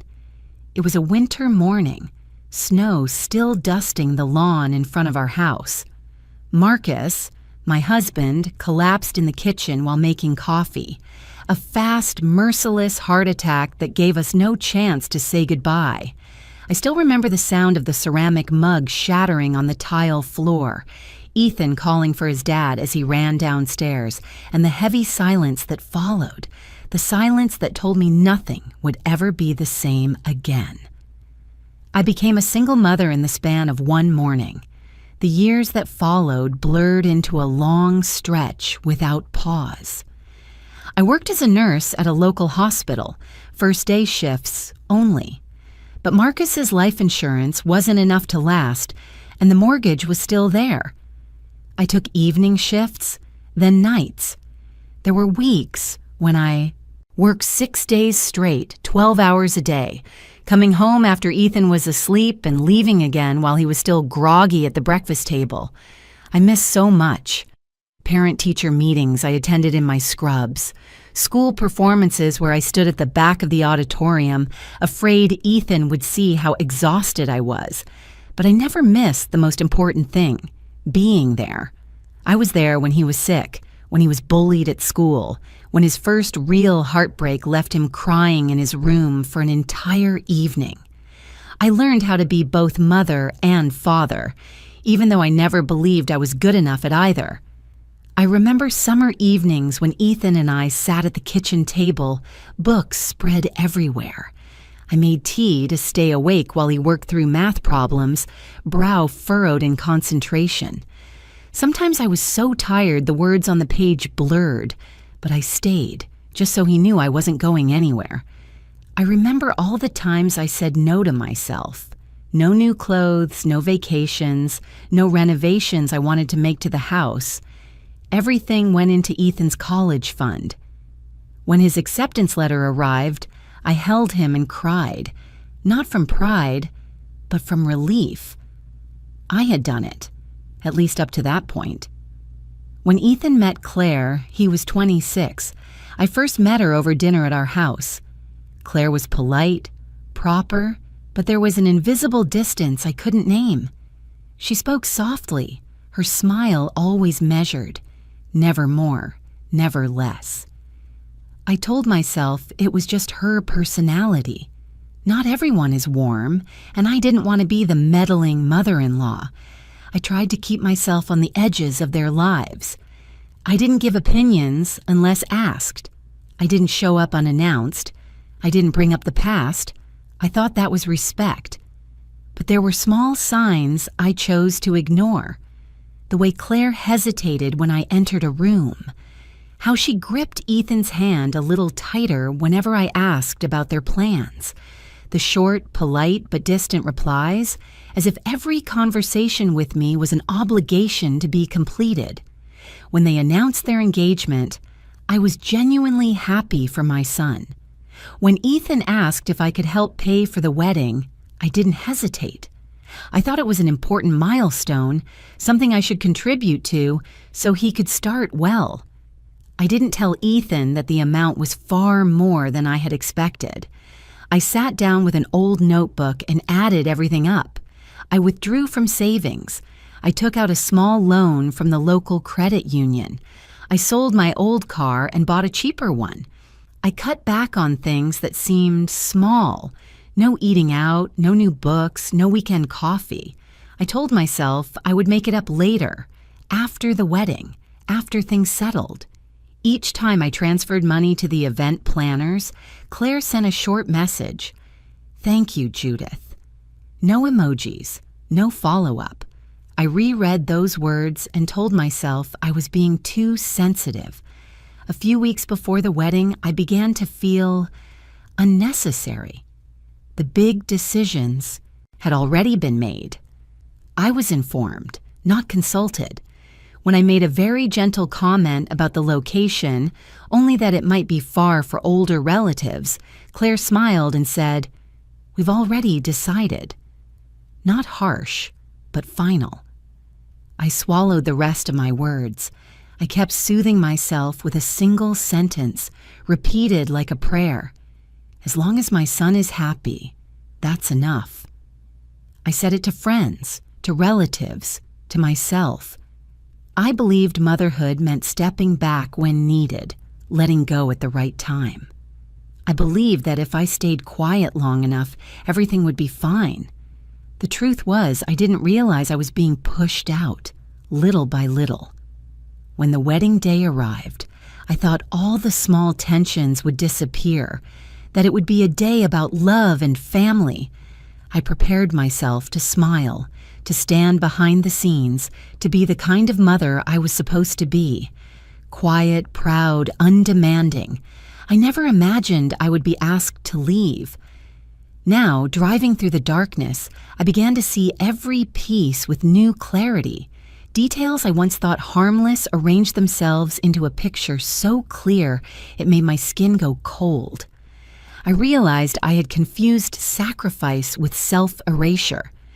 I believed love meant giving without conditions, but I had never asked, what happens when that giving is no longer valued? I didn't know then that the wedding was only the first step. But as my tires rolled steadily over the road and old memories settled into silence, a sense of unease began to grow, slow, heavy, impossible to shake.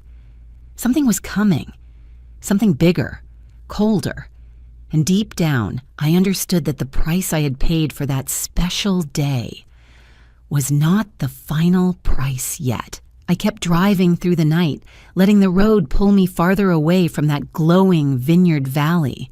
My headlights swept across road signs, dark rows of trees standing still on either side of the highway. The dashboard clock crept closer to midnight. I didn't turn on the radio. The silence in the car was so thick I could hear my own breathing, the steady hiss of tires on dew-damp pavement.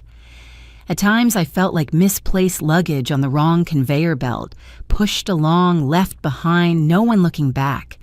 The feeling didn't explode into anger or spill into tears. It lingered, stubborn and dull, like a bruise beneath the skin. I thought about the moment Ethan spoke those words, about the way his eyes avoided mine, about Claire's barely there smile. It all replayed in my mind without sound or color, leaving only the cold shape of the truth. I stopped at a small roadside gas station to refuel. The convenience store glowed under fluorescent lights, smelling of burnt coffee and stale pastries. The young cashier smiled out of habit as I handed over my card, unaware that the woman standing in front of her had just been erased from a family she herself had built. I bought a bottle of water, took a small sip, then set it on the passenger seat. My throat was dry, but I wasn't thirsty. I just needed to pause long enough to prove to myself that I was still moving forward, that the wheels were still turning. When I pulled back onto the road, the air grew cooler. The highway gave way to narrower roads winding through pine forests. I recognized the familiar scent of the mountains, sap, damp earth, night air heavy with mist. That smell guided me home, faster than any road sign ever could. And then after the final bend, I saw the old wooden gate appear in my headlights. The house stood there, as it had for decades, unpretentious, unpolished. Just a 2-story log house with a sloped roof, a wide porch, and the warm yellow glow of the porch light I always left on when I traveled. I turned off the engine and sat for a moment, hands still on the steering wheel. The silence here was different from the silence on the road. It wasn't empty. It was dense, deep, filled with memory. I stepped out of the car. Gravel crunched under my heels. The cold air raised goosebumps on my skin, but I didn't rush inside. I stood there, looking at the house the way you look at someone you love after a long absence. Dark windows, the wooden porch swing creaking softly in the night breeze. Everything familiar, painfully so. This wasn't just a house. This was where my grandfather stood every morning with a cup of coffee, watching the sun rise over the mountains. This was where my father hammered each plank of the barn out back, sweat dripping onto the ground in the heat of summer. And this was where Marcus and I carried Ethan home from the hospital, a tiny bundle wrapped in white, crying when the cold air touched his cheeks. This land, 40 acres was the greatest emotional inheritance of my life, not because of its market value, though I knew it was worth a great deal, but because every inch carried the footsteps of people I loved. Every tall oak at the forest's edge was planted by my father when I was still a girl. Every wooden fence bore my grandfather's hammer marks. And this house. Marcus repaired the porch roof with his own hands in the final autumn before he passed. I opened the door and stepped inside. I didn't turn on the lights right away. I let myself stand in the dark, letting my eyes adjust to the space. The smell of old wood, the soap I used to mop the floors, the faint warmth left behind from a long day. All of it wrapped around me like an invisible blanket. I set my bag down on the chair and hung my coat on the hook by the door. Every movement was slow, as if I were afraid of disturbing the fragile quiet that covered the house. I walked into the living room. The armchair Marcus used to sit in was by the window. The coffee table had an old scratch on the corner, where Ethan once dropped a toy car when he was little. On the mantel were photo frames faded by time. I didn't look closely, but I knew every picture there. I didn't need light to see them. I sat down in the armchair, my hand resting on the armrest worn smooth by years of use. In that moment, the memory of Marcus felt so vivid I could almost hear his voice, low, slow, always carrying a hint of a smile even when he talked about serious things. I clearly remembered the last night we sat here together, talking about the future. Ethan was already grown then, getting ready for college. Marcus worried that I would struggle on my own if he were gone. I brushed it off, told him he was thinking too much. "Judith," he said, his voice weak but firm. "No matter what happens, you have to hold on to this land. Don't let anyone turn it into something that can be bought and sold. It's our family." I nodded. Back then, I never imagined that promise would become so heavy. That night, I didn't cry. The tears felt stuck somewhere, refusing to fall. I sat in the dark for a long time, listening only to the steady ticking of the wall clock. Each tick sounded like a step backward in time, carrying me to the years when I still believed family was something nothing could shake. I made a cup of tea, but let it go cold on the table. I didn't feel like drinking it. I just needed something in my hands to remind myself that I was still here, in this house, on this land.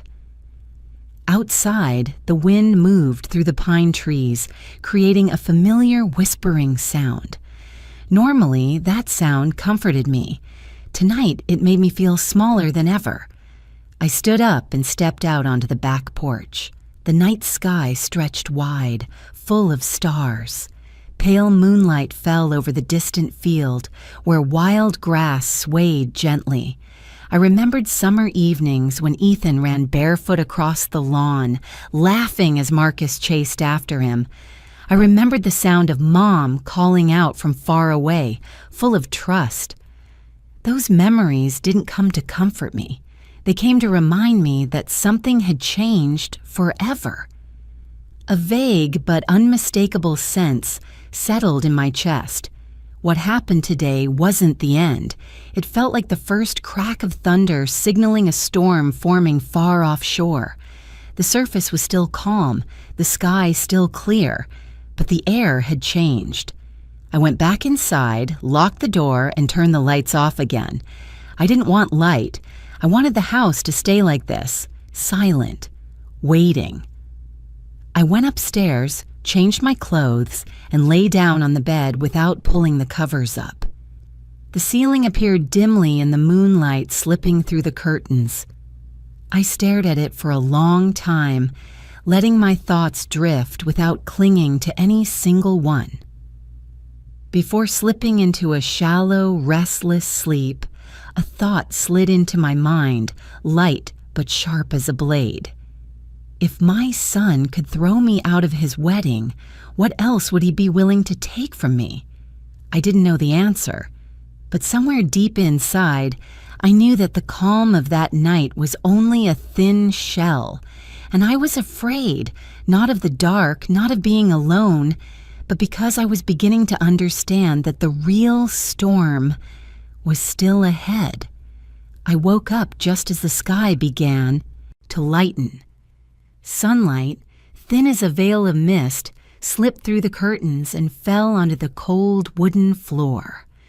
My body felt heavy, not from lack of sleep, but from a deep weariness inside, as if I had carried an invisible weight through the entire night. I sat up slowly, set my feet on the floor, and listened as the house woke up with me. The soft creak of wood, the wind slipping through the window frame, the first birds calling from the distant pine trees. Everything looked normal, suspiciously normal. I made coffee, a habit I never broke. The smell filled the kitchen, warm and familiar. I leaned against the counter, mug in hand, and looked out the back window. Dew still clung to the grass. The old wooden barn stood quiet in the distance. There was no sign that the day before I had been pushed out of my son's wedding, as if it had all been a bad dream washed away by morning light. My phone vibrated just as I set the mug down. Ethan's name appeared on the screen. For a brief moment, I thought, naively, that he was calling to apologize, that he had reconsidered after his wedding night, that he realized what he had done was wrong. My heart skipped, not because of grand hope, but because of the old reflex of a mother always ready to forgive. I answered. "Hi, Mom," Ethan said, his voice so normal it stopped me short. No hesitation, no uncertainty, no trace of the emotions I had carried all night. "Did you make it home safely?" I was silent for a second. "Yes," I said. My voice was dry but steady. "I'm home." "Good," he continued, as if checking something off a list. "Hey, Mom, do you have a minute to talk?" I looked out the window again, where sunlight had begun to touch the trunk of the old oak tree. "I'm listening." There was a very brief pause on the other end. Then Ethan spoke, his tone turning strangely upbeat, like when he was little and about to share a new idea. "Claire and I talked last night. We think it's time to talk about the land." I frowned but said nothing. "The land paperwork," Ethan went on a bit faster, as if afraid I might interrupt. "Can you send me a copy? Or better yet, the original? I need to look it over." It felt like someone had just dumped a bucket of cold water over my head. The paperwork. "For the land?" I repeated, not to question him, but to give myself time to understand what he had just said. "Yeah," he replied casually. "Our land. The 40 acres. I figured you knew what I meant." I leaned back against the counter, my hand gripping the edge of the marble. Part of me still couldn't believe this conversation was happening. Less than 12 hours after I'd been told to leave his wedding, my son was calling to ask about property documents. "What for?" I asked. My voice was low and even, unfamiliar even to me. Ethan let out a small, relieved breath, as if we had finally reached the important part. "Well, to talk plans. You know, leaving land unused is a waste. Claire and I think we could develop it." "Develop it?" I repeated. "Yeah," he said, growing more animated. "Build a few houses, maybe divide it into lots. Sell them. The market is really good right now, Mom. People are willing to pay a lot for land like that, especially near forest and mountains." I closed my eyes. The image of the old barn, the crooked fence, the oak trees my father planted appeared so clearly it hurt. "Ethan," I said slowly, "you're talking about our family land." "I know," he replied, still calm. "But look at it, Mom. It's too much for one person. Maintenance is exhausting, and you're not young anymore." That sentence, "you're not young anymore," landed like a clean cut, not cruel, not angry, just a truth spoken too easily. Claire and her family know some people in construction, Ethan continued. Her dad has a friend in real estate. Her uncle did a similar project in Arizona. We've already talked it through a bit. If we move fast, we could split the land, build vacation-style homes, and sell them in a few years. I opened my eyes. The familiar kitchen suddenly felt foreign, like I was standing in someone else's house. So, you've already planned everything? Not exactly, Ethan said quickly, correcting himself. Just preliminary talk, to see what you think. I gave a soft laugh, empty of humor. Are you asking me, or informing me? There was a brief silence. Then Ethan said, his voice lower, more practical. Mom, I just want what's best for everyone. This is a big opportunity. If it sells, you'll have money to live more comfortably. You could move somewhere smaller, easier to manage. I pictured myself in a senior living community, trimming artificial grass, playing bingo on Wednesday afternoons. I pictured this land leveled, the oak trees cut down, the barn dismantled, all of it wrapped up in 2 words, big opportunity. What does Claire think? I asked, even though I already knew. She's very supportive, Ethan answered immediately. Her family, too. Everyone thinks this is the logical move. I nodded, though he couldn't see me. The final pieces fell into place. The lavish wedding, my quiet removal, this morning's call. Nothing was scattered anymore. It all lined up into one cold, straight line. So, Ethan continued, his tone slightly pressing, can you send the paperwork this week? So we can review the details. I took a deep breath. The morning air suddenly felt heavy. Do you know, I asked slowly, that your grandfather spent nearly his entire life holding on to that land? I know the history, Mom, Ethan replied, a hint of impatience creeping in. But we have to live in the present. We can't cling to the past forever. That sentence ended all remaining doubt inside me. The wedding wasn't the destination. It was just a stepping stone, a stage dressed up, beautifully enough to hide the real goal behind it. And I, the mother, was simply an obstacle that needed to be removed so the plan could move forward smoothly. I looked down at my hands. The veins stood out, the skin thin with age. These were the hands that had changed bandages, given injections, worked without rest. The hands that had held my son's hand when he was afraid. And now these same hands were being asked to give everything away. Ethan, I said, my voice so calm it surprised even me. I need time. Time? He repeated. How long? For now, I said. I'll think about it. There was a light sigh on the other end. Fine, but think fast. The market doesn't wait for anyone. I ended the call before he could say anything else. The kitchen fell silent again. The wall clock ticked steadily, reminding me that time kept moving, no matter what had just happened. I stood there for a long while, watching sunlight slowly fill the room, touch the table, the cabinets, the old photo near the door, the one of Marcus standing on this land, smiling gently, his hand resting on Ethan's shoulder when he was still a boy. I realized then that a mother's love can be weighed and measured like any other asset. And that morning in my familiar kitchen, I understood that I hadn't just lost my place in my son's wedding. I had been placed on the scale. After that call, I didn't do anything right away. I didn't call Ethan back. I didn't text him. I just stood in the kitchen for a long time, letting the wall clock keep counting seconds as it had for decades. Then I put on my jacket and stepped outside.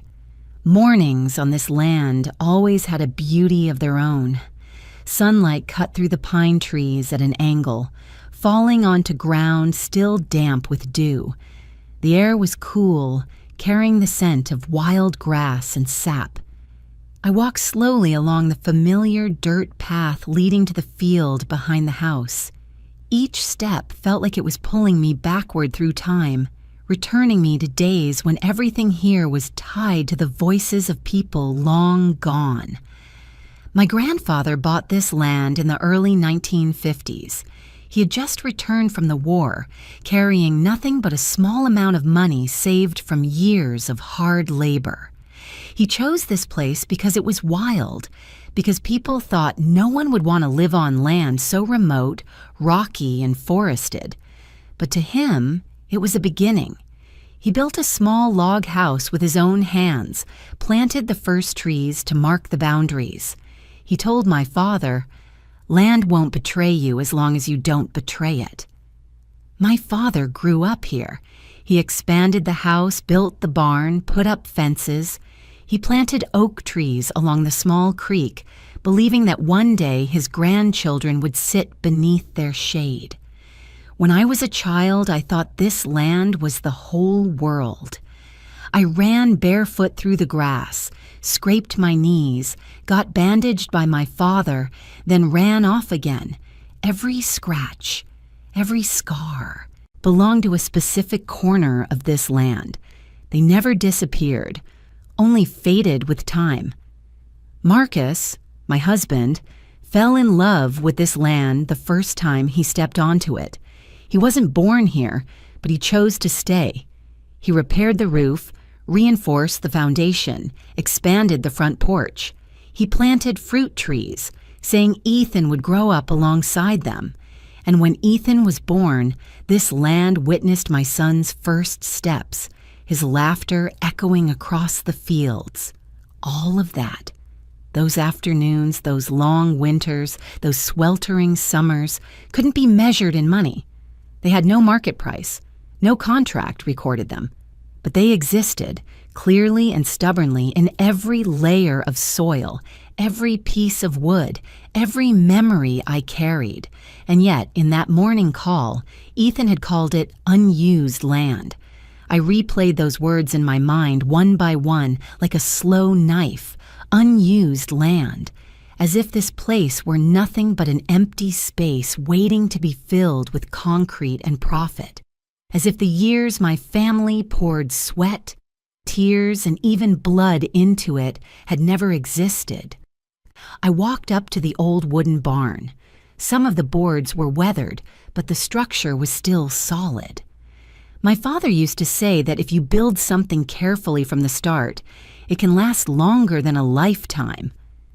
I placed my hand on the rough wooden wall, feeling each small crack beneath my fingertips. This wasn't unused land. This was living history. When I turned back toward the house, my phone vibrated again. Ethan. I hesitated, then answered. "Have you thought about it yet?" he asked immediately without easing in. "I'm standing on the land right now," I replied, my voice lower. "The land you called unused." There was a brief pause on the other end. Then Ethan spoke, his voice carrying restrained irritation. "Don't make this complicated. I'm just talking realistically." "Your reality," I said. "The market's reality," he corrected. "Look at it, Mom. You're here alone. Maintenance costs money. The grass grows wild, the barn is old. Everything needs fixing. You could live more comfortably if you moved." "Moved where?" I asked, even though I already knew. "Claire found some really nice senior living communities," Ethan said, his voice softening in a forced way. "They have care services, activities, social events. You wouldn't have to worry so much anymore. It would be better for you." I closed my eyes. In that moment, I saw myself packaged into a future someone else had designed. Neat, convenient, out of the way. An older woman who needed to be placed so she wouldn't interfere with younger people's plans. "How long have you been talking about this with Claire?" I asked. Ethan was silent for a few seconds. That silence was answer enough. "We're just thinking about the future," he said afterward. "Yours too." I let out a short laugh, this time without bitterness. It was low, brief, final. "You're thinking about your future," I said, "and I'm just an inconvenient variable." "That's not true," Ethan protested quickly. "You're reading into it. You always get too emotional." Emotional? The word hung between us like a verdict. I realized with painful clarity that in this conversation, I was no longer his mother. I was a problem to be solved. "Ethan," I said slowly, deliberately, "do you know why your father wanted to keep this land?" "Because of feelings," Ethan replied, impatience in his voice. "I get it. But feelings don't pay bills." "But feelings gave you the foundation to stand where you are," I said. "Without this land, without the people who protected it before you, you wouldn't have the life you have now." "That's the past," Ethan cut in. "You keep clinging to it. You need to be more realistic." I took a deep breath. For the first time since my husband died, since I pushed myself to raise my son alone, I felt something with absolute clarity. I was being pushed out of my own family story. "I'm not sending the paperwork," I said. There was dead silence on the other end. "What?" Ethan asked, his voice dropping. "I said no," I repeated. "This land is not for sale, not to be divided, not for you and your wife's family to profit from." Ethan's tone changed completely. No longer casual, no longer upbeat. It sharpened, tightened. "You don't have the right to be that selfish. I'm your son. This is my future, too." "You don't have the right to take something you don't respect," I replied. "So you're choosing the land over me?" Ethan almost shouted. The question hit me straight in the chest, but this time I didn't step back. "I'm choosing to keep my promise," I said, "and I'm choosing self-respect." Claire was right. Ethan snapped, his voice full of anger. "You've always been controlling. You always think you know what's best." I tightened my grip on the phone. "If controlling means not letting you destroy our family's legacy," I said, "then I accept that." The call ended in heavy silence. No goodbye, no farewell. I lowered my hand and stared at the screen as it went dark. My heart was pounding, not from fear, but from a truth that had just been laid bare. The conflict was no longer simmering. It had officially erupted.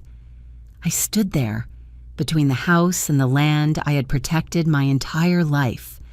And for the first time, I understood that this fight was no longer just about property. It was about boundaries, about a mother who had sacrificed too much, finally standing up and saying no, even if the price was the very blood relationship she once believed nothing could ever break. The call ended, but its echo didn't fade. It hung in the house like a thin haze, seeping into every corner, making it impossible to pretend that everything would somehow settle on its own like before. I made lunch, that day in silence, ate a few bites out of obligation, then washed the dishes, my mind completely elsewhere. I knew it clearly. Ethan wasn't going to stop there. And I was right. That afternoon, my phone started buzzing. The first message came from Ethan, short, carrying the familiar tone he used whenever he wanted to soften me. "Mom, I'm sorry I lost my temper earlier. I'm just worried about you. Can we talk again?" I read it, set the phone down, and didn't reply. A few minutes later, another message came in. "You don't understand. Everything I'm doing is for our family's future." Then a missed call. Then 2. Then 3. I let the phone sit on the kitchen table, vibrating and going silent again, like a living thing trying to pull my attention. I thought about the times Ethan was little, crying for candy or toys, and how I learned that sometimes if you didn't give in right away, the whining would pass. But this was no longer a child. This was a grown man, and what he wanted wasn't a toy. It was my entire life. By evening, the tone of the messages changed. "You're making everything worse. I don't understand why you're being so stubborn. Claire is really upset. Her family doesn't understand you at all." A deep exhaustion settled over me. Not physical exhaustion, but the kind that comes from a person who has spent a lifetime trying to please others, only to be condemned for finally stopping. The call came around 9 p.m. This time, I answered. "Judith," Ethan said, not calling me Mom, just my name. A small detail, but enough to tell me he had crossed into another territory. "You're backing me into a corner." "You backed yourself in," I replied, my voice so calm it surprised even me. "No," Ethan shot back. "You have all the power. You're holding the paperwork. You're holding the property. You're controlling everything. Controlling. That word again. That property isn't yours," I said. "At least not yet. But I'm your son," Ethan nearly shouted. "Who are you going to leave it to if not me?" The question wasn't curiosity. It was a veiled threat, wrapped in reason. I could hear his breathing on the other end, fast and shallow, as if he were trying to convince himself he was right. "Ethan," I said slowly, "I've already told you. I'm not selling the land." There was a heavy pause. Then his voice shifted completely, dropping lower, colder. "Then don't blame me," Ethan said, "if things go too far." "What do you mean?" I asked. "I'm just giving you a warning," he replied. "The law won't always be on your side. I have my rights." I ended the call. I didn't shake. I didn't cry. But something inside me closed. That was the moment I realized emotion was no longer our shared language. It had been replaced by strategy. The next day, Claire called. I stared at her name on the screen for a long time before answering. Part of me was curious what she would say. Another part of me was already familiar with that pleasant tone people use when they want something. "Judith," Claire said gently, almost warmly. "I just wanted to talk for a moment. Nothing tense." "Go ahead," I replied. "I think there's been a misunderstanding," she continued. "Ethan and I respect you very much, truly. But you have to understand, we're building our own life." "Respect?" I repeated, unable to hide the edge in my voice. "When exactly did you show me that respect?" There was a very slight pause. Then Claire laughed softly, the sound carefully practiced. "You're being overly sensitive. That wedding day? It was just stress. I never meant to push you out." "But you did," I said, "and you never apologized." "I am apologizing now," Claire said quickly. "I just hope we can talk like adults, calmly, rationally." Rationally, a very convenient word often used to cover coldness. "What do you want?" I asked plainly. "I want you to look at the bigger picture," Claire said. "That land, it's too much for you. I'm worried about your health, really. You can't live out there alone forever." The words sounded painfully familiar, exactly what Ethan had said, as if they had sat together and rehearsed every argument, every sentence. "And if you were truly worried about me," I said, "you wouldn't have started your marriage by pushing your mother-in-law out of the wedding."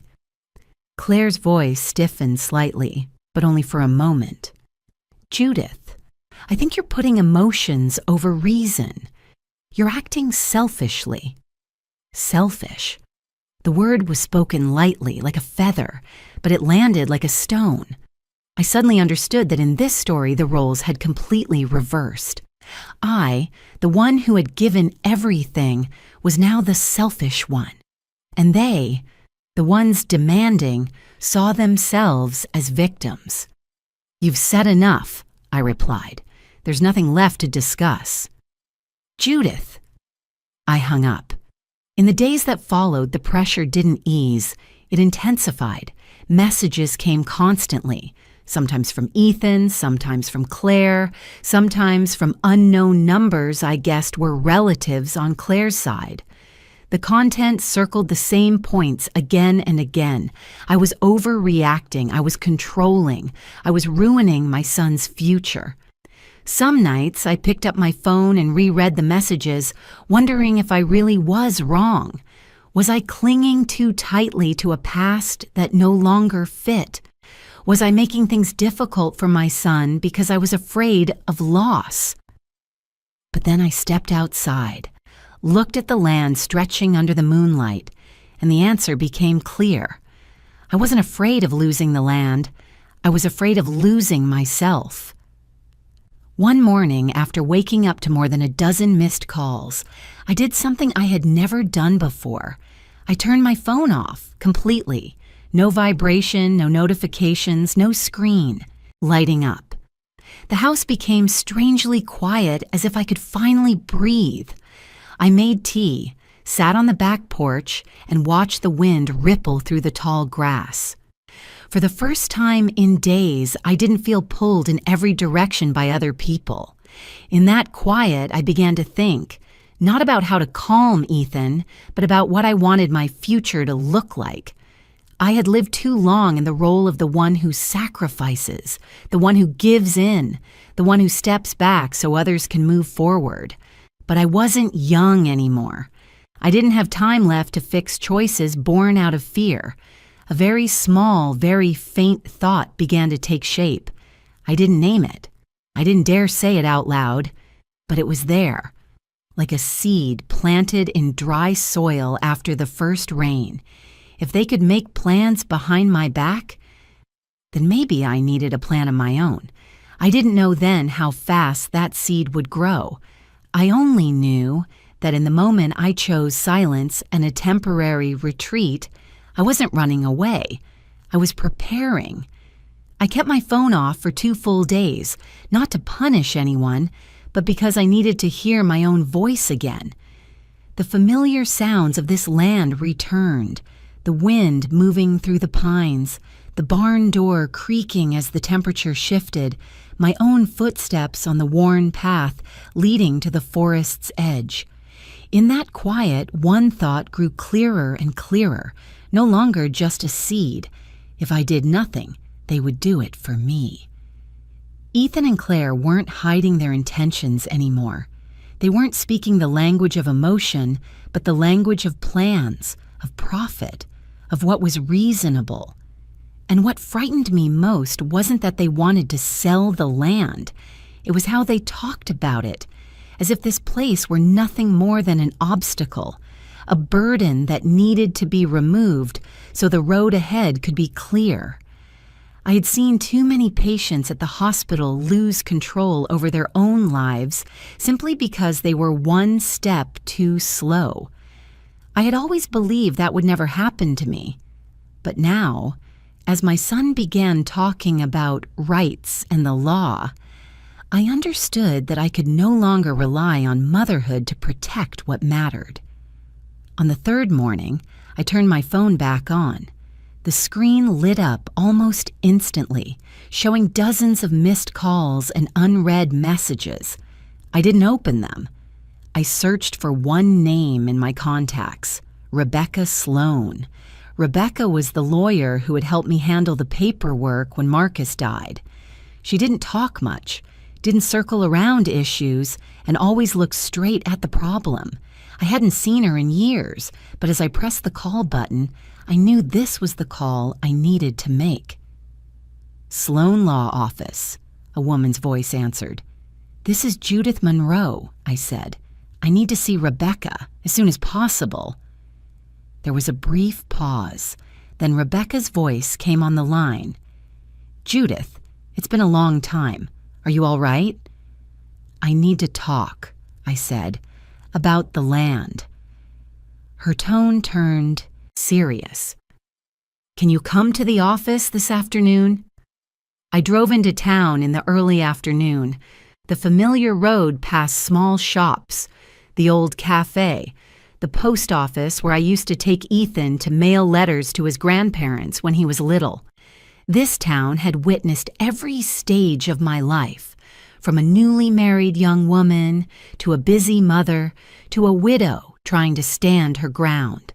And now I was coming back with a different kind of fear, heavier, because it came from my own blood. Rebecca's office was on the second floor of an old brick building. The wooden stairs creaked softly under my feet. When I stepped inside, I smelled paper, ink, and coffee.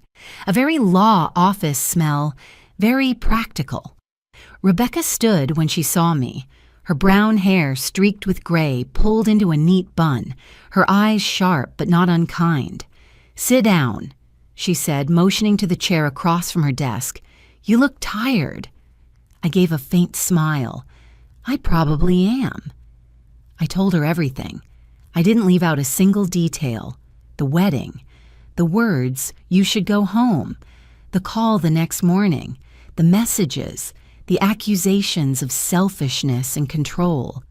I even told her about the suggestion to move me into a senior living community as a solution for everyone.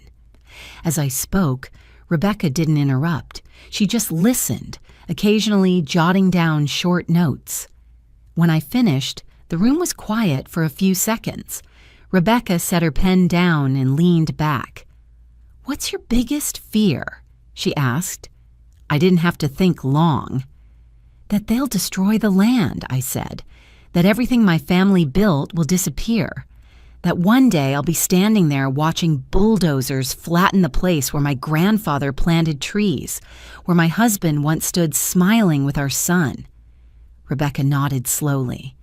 "Then we need to make sure that never happens." She pulled a folder from her drawer and flipped through a few pages. "You're still the sole legal owner of the land. Ethan has no legal rights to it, unless you transfer it or you pass away without clear arrangements." "I know," I said, "but I don't want everything to depend on unless." Rebecca studied me for a moment as if weighing something. Then she said, "There is a way." She began explaining about a conservation trust, a type of trust designed for land. The property would be placed into the trust with very specific conditions. It could not be sold, could not be divided, could not be commercially developed. Its sole purpose would be preservation, for nature, for the community, for future generations. "The most important thing," Rebecca said, slowing her voice so I would hear every word, "is that once you do this, it can't be undone. Once the land is in the trust, it no longer belongs to you personally. You won't be able to take it back or change your mind." I fell silent. The thought tightened my chest. This land had belonged to my family for so many years. The idea that it would no longer be in my name, even for protection, made me hesitate. "How will Ethan react?" I asked. Rebecca was blunt. "He won't be happy, and you need to be prepared for strong opposition." I looked down at my hands, fingers that had trembled while signing so many documents over a lifetime, but never like this. "If I don't do it," I said softly, "I'll live in fear forever." Rebecca nodded. "That's right. And you also need to understand, doing this isn't revenge. It's setting boundaries." Boundaries. The word echoed in my mind like a belated reminder. I had lived my whole life without clearly drawing boundaries with my son. I thought love meant leaving the door wide open. I was wrong. Without boundaries, love gets invaded.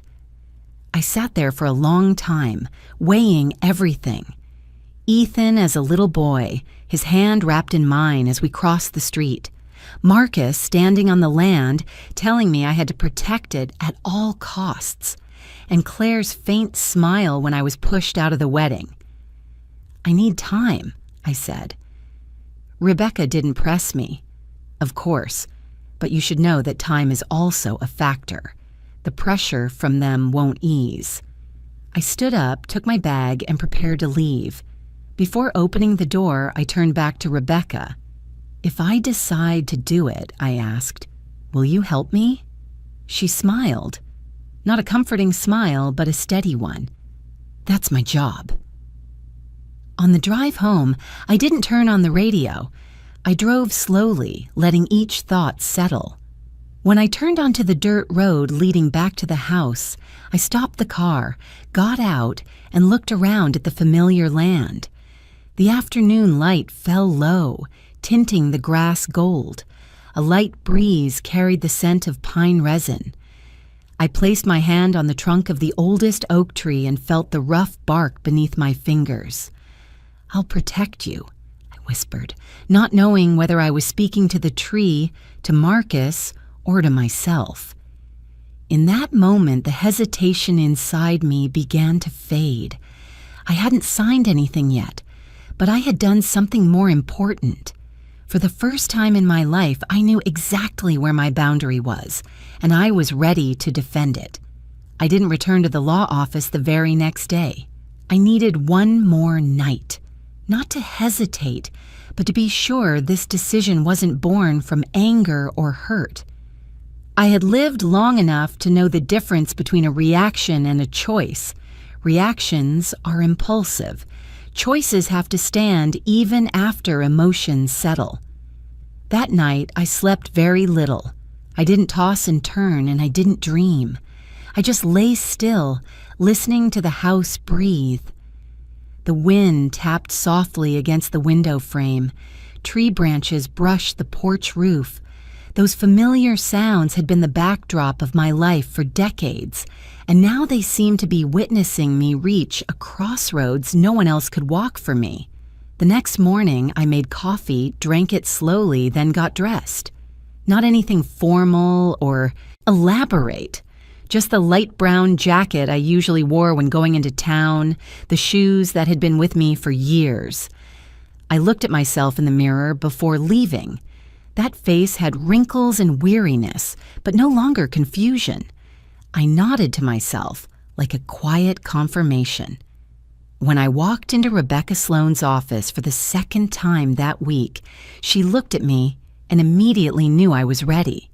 There was no long small talk. Rebecca pulled a thick folder from the drawer and set it on the desk.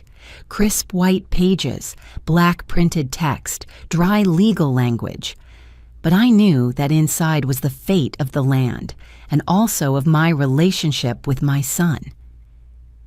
"Before we begin," Rebecca said slowly, "you need to hear this one more time. When you sign, the land will be transferred into a conservation trust. It will no longer be personal property. It won't belong to you, to Ethan, or to any heir." "I understand," I said. "You won't be able to change this decision later," she continued, "even if you want to." "I understand," I repeated, and this time my voice didn't shake. Rebecca studied me for a few seconds, then nodded. She slid the pen toward me. I took it. The pen felt heavier than I expected, not because of its weight, but because of what it meant. I looked at the printed line at the top of the page. Judith Monroe, grantor, the one who transfers, the one who gives authority, the one who ends one chapter and begins another. I signed. Blue ink appeared on the paper, familiar yet strange. I signed the first page, then the second. Each time I put the pen down, it felt like I was loosening invisible cords that had bound me for years. There was pain, yes, a dull ache like pulling a tooth that had been loose for a long time. But right after came a spreading sense of relief, slow and steady. Rebecca turned the page. I signed again, long, detailed, dry clauses. No selling, no subdivision, no commercial development, no transfer, no exceptions, no conditions. The land would be protected forever, not by emotion, but by law. On one page, in the middle of the file, there was a short paragraph that made me stop. The property shall be removed from the grantor's estate and shall not be subject to inheritance. The property would be removed from the will. I read that sentence twice, then a third time. This was the moment I understood very clearly. With this signature, I wasn't just protecting the land, I was also ending every hope Ethan had ever held, even the ones he never spoke aloud. I was closing the door my son believed would always be open to him, no matter what he did. I closed my eyes for a brief second. I thought of Ethan as a boy, standing on this grass, holding a wooden stick like a sword, declaring that one day he would protect our home. I thought of Marcus, his voice low and weak in his final days, his hand in mine as he said, "Don't let anyone take it away." I thought of my grandfather, of my father, men, who didn't leave me much money, but left me a foundation no one had the right to destroy. I opened my eyes. "Keep signing," I told myself. I signed the remaining pages slowly but firmly, no rushing, no hesitation. When I signed the final page, Rebecca placed her hand on the folder as if to confirm it was done. "It's finished," she said. "From this moment on, the land belongs to the Conservation Trust. It's protected by law." I set the pen down. A brief emptiness passed through me, not from loss, but from something ending. And right after it came a peace I hadn't felt in a very long time. "What do I do next?" I asked. "Nothing," Rebecca replied. "The rest is on me, but you should prepare yourself." "I am prepared," I said. On the drive home, I went slower than usual. I didn't turn on the radio. I let my thoughts drift freely without grabbing onto them. I knew that when Ethan found out, his reaction would be fierce. I knew Claire wouldn't stay quiet. I knew accusations, threats, pleading, all of it would come. But I also knew something else. I was no longer standing on unstable ground. When the car turned onto the dirt road leading home, I stopped once again, as I had been doing these past days. I stepped out and stood in the land, bathed in late afternoon light. The wind moved through the tall grass. In the distance, the old wooden barn still stood, quiet and enduring. I placed a hand on my chest and felt my steady heartbeat. "I did the right thing," I whispered, needing no one else to hear. In that moment, I felt the change inside me clearly. I was no longer the woman waiting for her child's approval, no longer the mother afraid that a firm decision would make her lose everything. I still loved Ethan. That hadn't changed. But I was no longer willing to trade myself to preserve an image of family that no longer existed. I went inside, hung up my jacket, and made tea. Those small, familiar tasks suddenly felt steadier, as if everything had found its proper order again. I sat down in Marcus's armchair and looked out the window. The light faded outside, leaving a calm, deep blue. The storm hadn't arrived yet. I knew that. But when it did, I wouldn't be standing in the open anymore. I had signed. And that signature, irrevocable, was exactly what kept me standing. I knew that call would come. I just didn't know it would come so quickly. The phone rang while I was standing on the back porch, watering the wildflower bed Marcus had planted years ago. The day was slipping toward evening, the sunlight softening, a light breeze making the petals tremble. The scene was so peaceful it was almost cruel, because I knew very well this piece was about to be torn apart. Ethan's name appeared on the screen. I didn't answer right away. I turned off the hose, set it neatly aside, wiped my hands on my pants, and only then picked up the phone. Not because I wanted to prolong the tension, but because I wanted to be truly ready. "Mom," Ethan said the moment I answered. His voice was no longer normal, no longer angry, but breaking in a different way. Please tell me this is all a misunderstanding. I leaned against the porch post and looked out at the land sinking into the colors of dusk. What are you talking about? I asked, even though we both knew the answer. Rebecca Sloan just called me, Ethan said, his voice trembling. She said you signed something, that the land doesn't belong to you anymore. Tell me, Mom, this isn't true, right? I took a deep breath, not to gather courage, but to keep my voice steady. It's not a misunderstanding, I said. I transferred the land into a conservation trust. On the other end of the line, silence crashed down, a thick silence so heavy I could hear my son's ragged breathing. No, Ethan whispered. No, you can't do that. You don't have the right. It's my legal right, I replied, and I did it. Ethan's voice broke completely. Mom, you don't understand. You just destroyed everything, all our plans.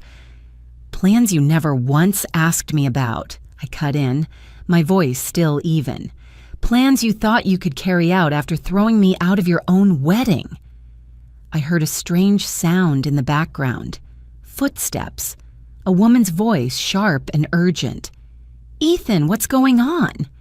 Claire's voice rang out, not quiet at all. Who are you talking to? Mom, Ethan said quickly, as if afraid I'd disappear. You have to fix this. I'm begging you. This is too big. Put Claire on, I said. There was a brief hesitation. Then I heard the phone change hands. Judith? Claire spoke. Her voice was no longer gentle. It was sharp, tight, nearly shaking with anger. I don't understand why you would do this. You understand perfectly, I replied. You just don't like it. This is incredibly selfish, Claire said, each word heavy. You're not thinking about Ethan. You're not thinking about our family. I have thought about it, I said slowly. I thought long and hard, and I chose to protect what my family built instead of letting it be destroyed for someone else's benefit. Destroyed? Claire laughed, but there was no humor in it. I call that development. I call that the future. A future where I'm pushed aside, I said, just like you did at the wedding. I heard a sharp breath on the other end. Judith, you can't keep clinging to that, Claire said. That's in the past. It's in the past for you, I replied. Not for me. Ethan grabbed the phone back. Mom, I'm begging you, he said, his voice nearly collapsing. You can change this decision. I know you can. No, I said. Just one word. Clear. I can't. I'll sue, Ethan blurted out. Immediately after, he seemed to regret it. I don't want to, but you're leaving me no choice. You can try, I replied, but you won't win. I'm your son, Ethan almost shouted. I have inheritance rights. You don't have rights to something you don't respect, I said. And Rebecca already explained that to you, that conservation trust is irreversible. On the other end, I heard Claire mutter a curse under her breath. We'll find another lawyer, she said, loud enough for me to hear. There has to be a way. I closed my eyes for a second.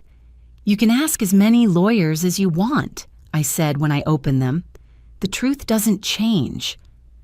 Mom, Ethan choked, you're choosing the land over me.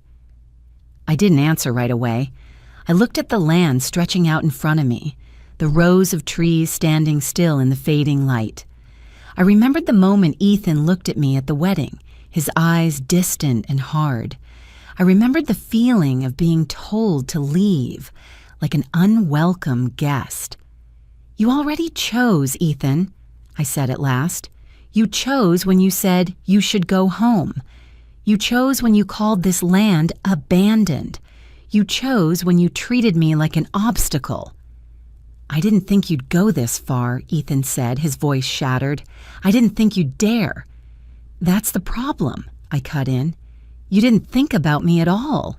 You just assumed I would always give in." There was a long silence. This time, no one spoke. I could hear Ethan breathing heavily, hear Claire whispering angrily somewhere in the background.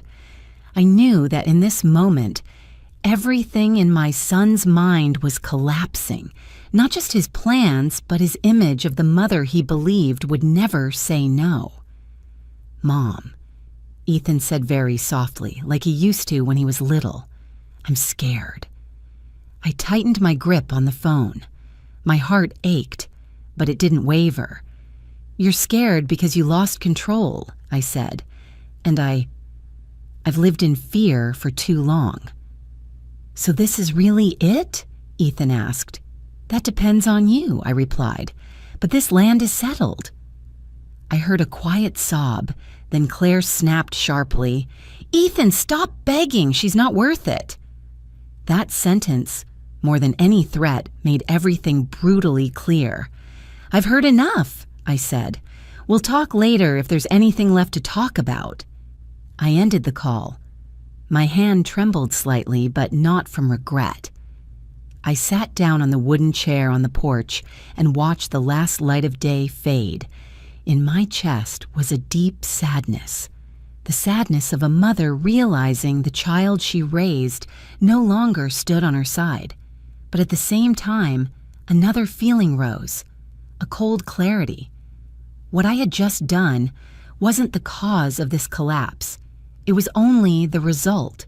Cause and effect were taking shape, and I knew that from this moment on, none of us could return to the original starting line.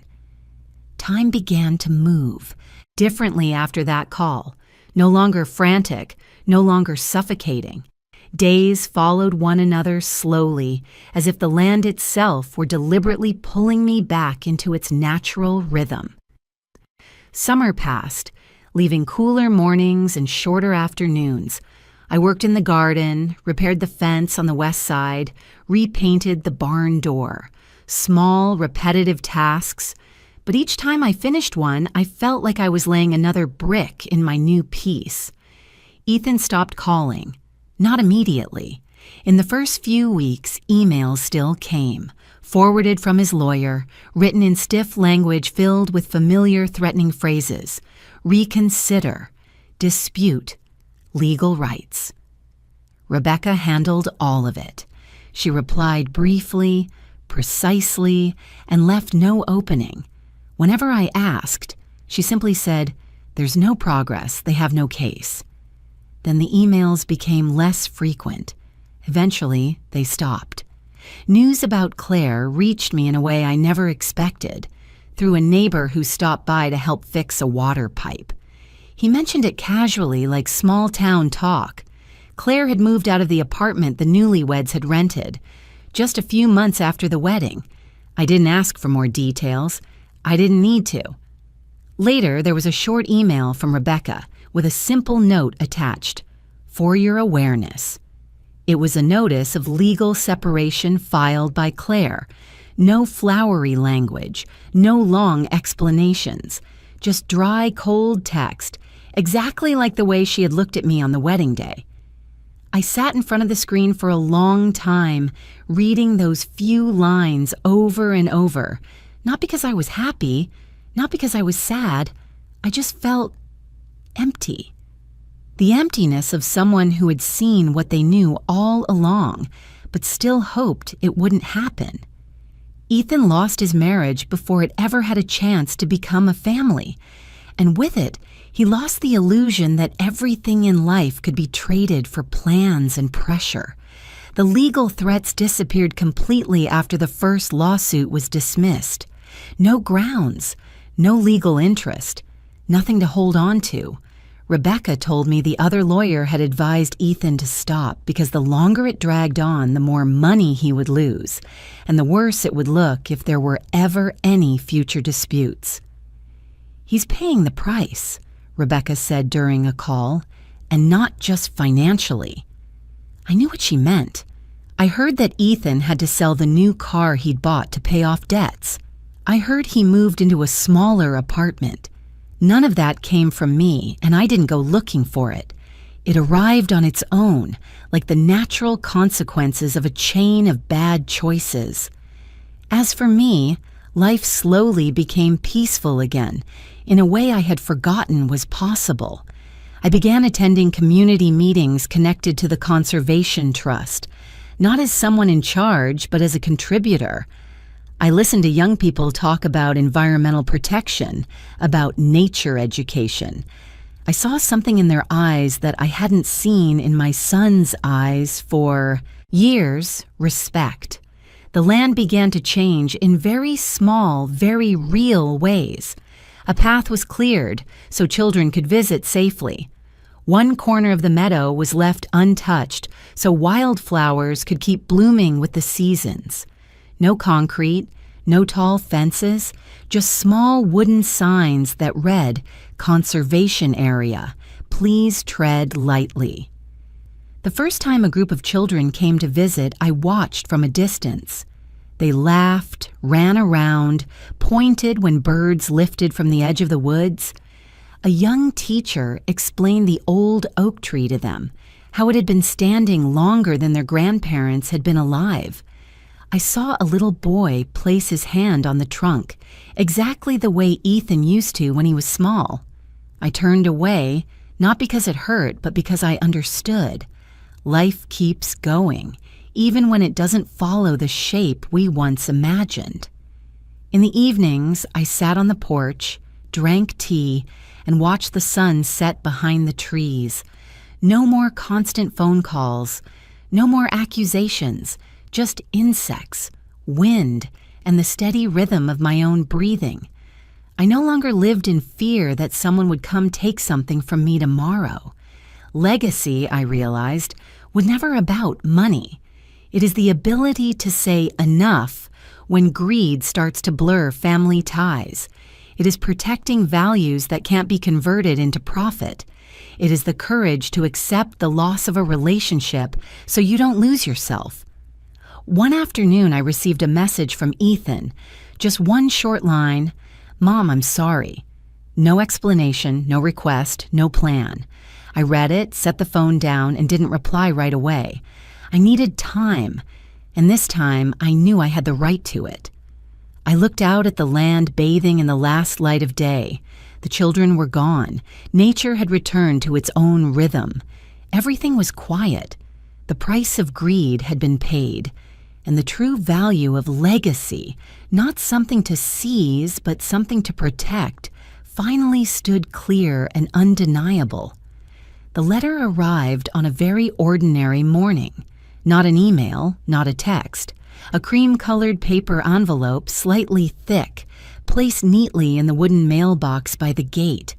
My name was handwritten on it in a familiar yet unfamiliar script, slanted slightly to the right, a bit shaky, as if the writer had paused many times before each word. I held the envelope for a long time without opening it. I knew immediately it was from Ethan. I didn't need to see a return address. I didn't need any other sign. Some things, no matter how much time passes, a mother recognizes by a faint feeling deep in her chest. I brought the letter inside and set it on the kitchen table. Made tea, sat down. Morning sunlight streamed through the window, laying a thin stripe of light across the envelope. It was so quiet I could hear the wall clock ticking. I took a deep breath. Then I opened it. The paper inside was folded into thirds. Not expensive stationery, just ordinary letter paper, slightly wrinkled at the corners, as if it had been clenched and then smoothed out again. The first word tightened my chest. Mom. Just one word, but different from before. No demands, no blame, no pleading, just a raw, fragile address. Ethan wrote that he had lost many nights of sleep, that when everything collapsed, his marriage, his plans, the things he thought were certain, he finally began to look back at every step he had taken. He admitted that he had let others lead him, had let promises of an easy future blur the past. He wrote that Claire hadn't forced him with orders, but with carefully chosen words, that he believed it was maturity, a way of stepping out of his mother's shadow, that he hadn't realized that while trying to prove he was an independent man, he had betrayed the only person who had never turned her back on him. I read slowly, not skipping a single word. Ethan wrote about the wedding day, about the moment he saw me standing alone by the dessert table. He said he knew then that he was wrong, but he chose silence because he was afraid of upsetting his wife, afraid of damaging his image in front of others.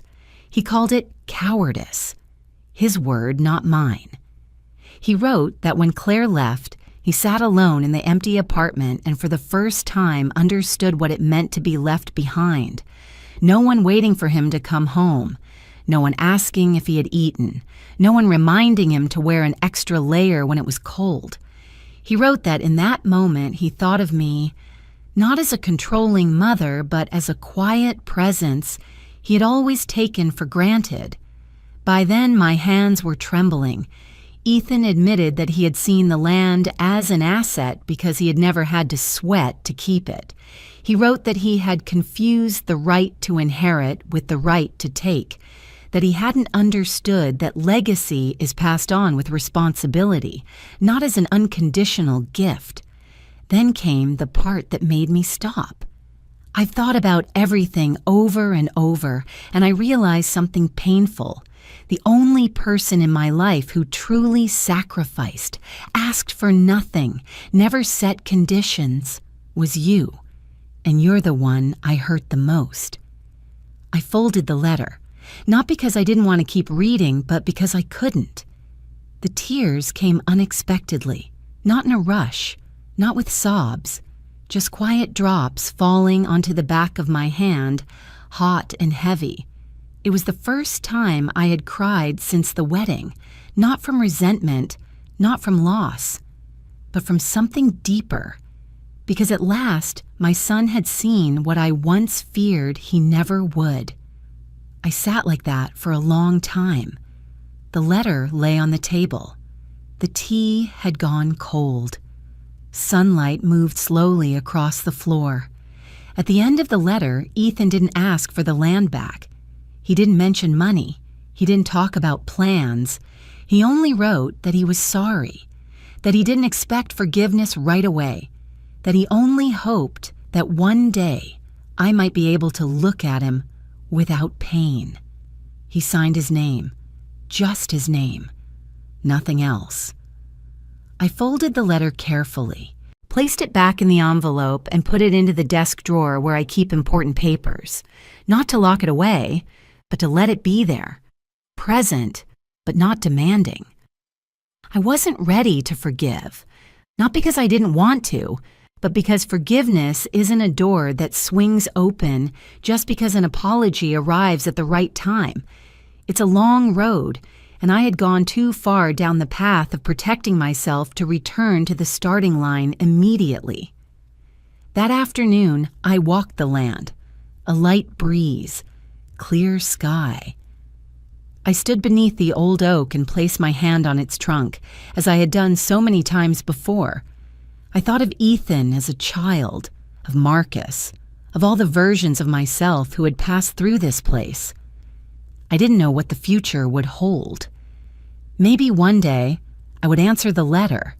Maybe I would invite Ethan here, not as an heir, but as a son, if he was patient enough to learn how to stand beside me again instead of across from me.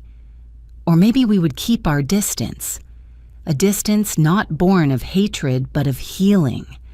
I didn't rush to decide. For the first time in many years, I allowed myself not to be the one who fixed everything right away. I allowed the future to remain open, not shaped by anyone else's wishes, but by a rhythm I could live with. The letter rested quietly in the drawer, and I, at last, allowed myself to breathe more slowly. My life after that wasn't dramatic, the way people often imagine when a family breaks apart like that.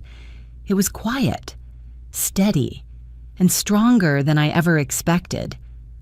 I woke each morning with sunlight filling the room. I made coffee, opened the door, stepped onto the porch, and took a deep breath of grass and damp earth. The land was still there, unchanged, needing no explanation. The oak still stood, the path still guided my steps along familiar rhythms. No one came to take anything away. No machines, no billboards, just the quiet continuation of nature and memory. I grew used to this peace, not the peace that comes when every relationship is perfect, but the peace that comes when you stop betraying yourself to hold on to things that are no longer love. I no longer jumped every time the phone rang. I no longer lived in fear that one firm decision would cost me everything. I had lost something, but I had kept something more important. The land now belongs to the Conservation Trust. Children come to learn about nature. Young people plant more trees, repair the paths, place small wooden signs that tell the history of this place. I am not the center of it all, and I don't need to be. I am simply part of the flow, just as my grandfather was, just as my father was, just as Marcus was. I came to understand that true legacy isn't about how much money you leave behind or who gets called an heir. Legacy is about what you choose to protect when you have the power to choose.